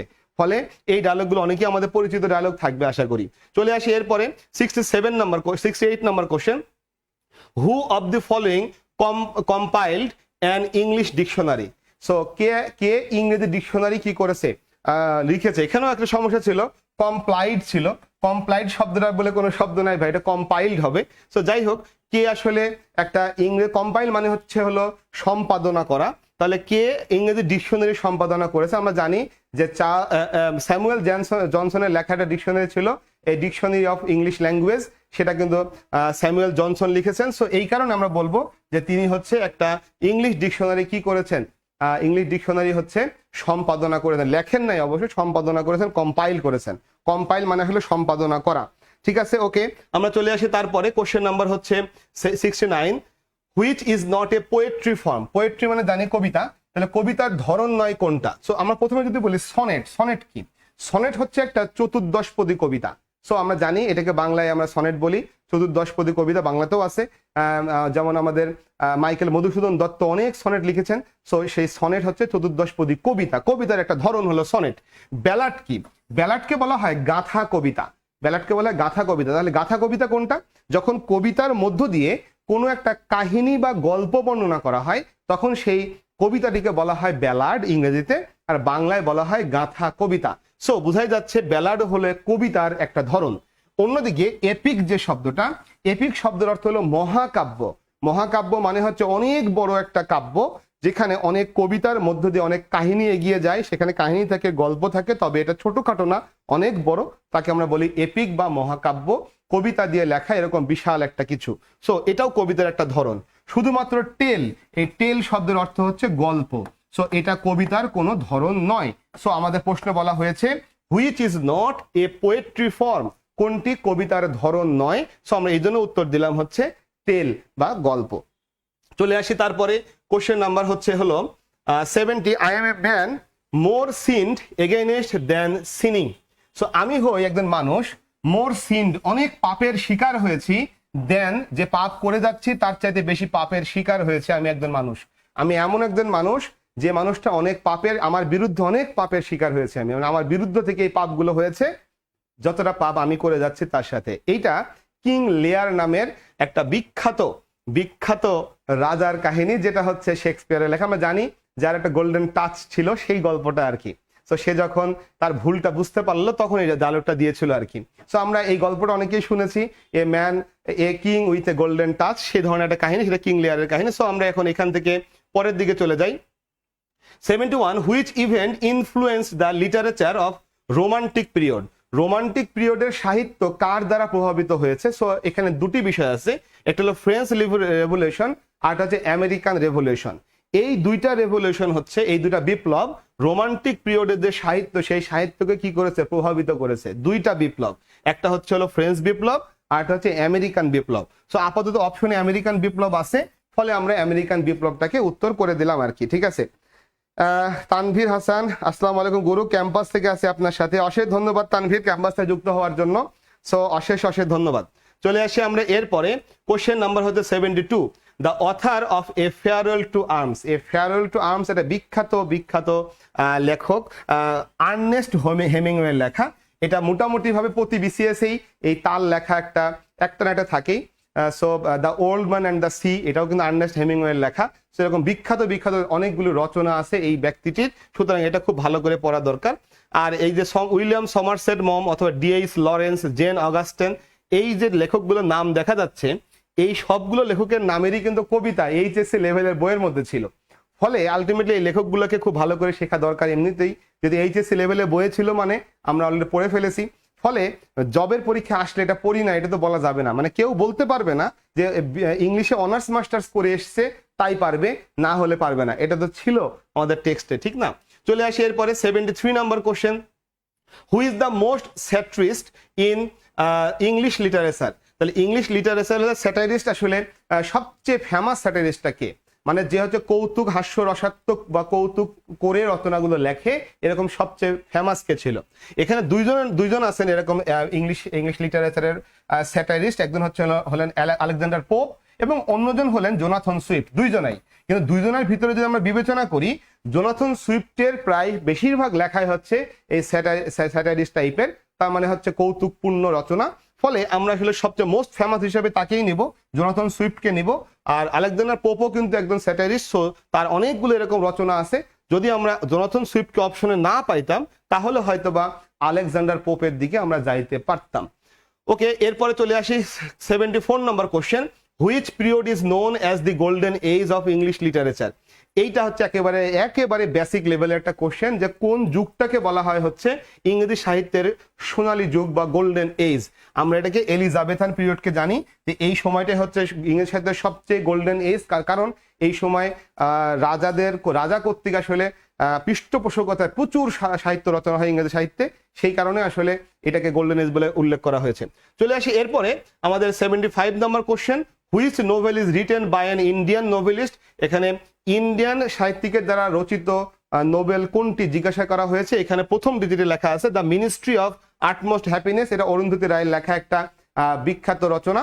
সো এটা হচ্ছে ইন্ডিয়া থেকেই প্রকাশিত এবং অবশ্যই আমরা ইন্ডিয়ান নোবেলিস্ট কর্তৃক, দ্যাট ইজ অরুন্ধতী রায় কর্তৃক এটি লেখা হয়েছে। আশা করি আমরা উত্তরগুলো সবই বুঝতে পেরেছি। সো এই হচ্ছে আমাদের বিসিএস এর কোশ্চেনগুলো।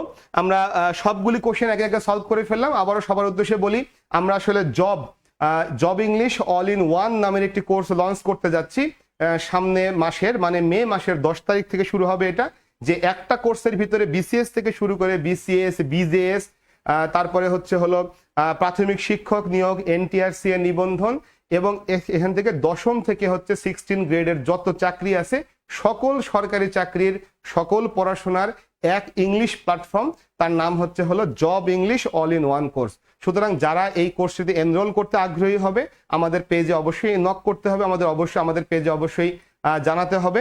আমরা কোর্সের ডিটেলস পেজে অতি শীঘ্রই পোস্ট করে দিব এবং সেই মাফিক পরবর্তী কার্যক্রমগুলো শুরু হবে। সেখানে কোর্স প্ল্যান থেকে শুরু করে সবকিছুই দেওয়া থাকবে, যেটা অনুযায়ী আমরা আসলে সামনের দিনগুলো চলতে থাকবো। এটি একটি লাইফ টাইম সাপোর্টওয়ালা একটি কোর্স, তার মানে এখানে চাকরি পাওয়ার আগ পর্যন্ত চাইলে আপনি গ্রুপে থাকবেন এবং যে ভিডিওগুলি দেওয়া হবে, লাইভ ক্লাসগুলি দেওয়া হবে, সেগুলি দেখতেই থাকবেন যতদিন পর্যন্ত চাকরি না পাবেন সেই পর্যন্ত। আশা করি আমরা সবাই যুক্ত হব সেই অনলাইন কোর্সটিতে এবং আমরা সামনের যে চাকরি পরীক্ষাগুলো আছে সেই পরীক্ষাগুলোর কোশ্চেন সমাধান নিয়ে আজকের মতে আমরা ফিরে আসব সামনের দিনগুলোতে। সেই পর্যন্ত সবাই ভালো থাকবেন, সুস্থ থাকবেন এবং আপনাদের সুস্বাস্থ্য এবং দীর্ঘায়ু কামনা করে শেষ করছি। আসসালামু আলাইকুম।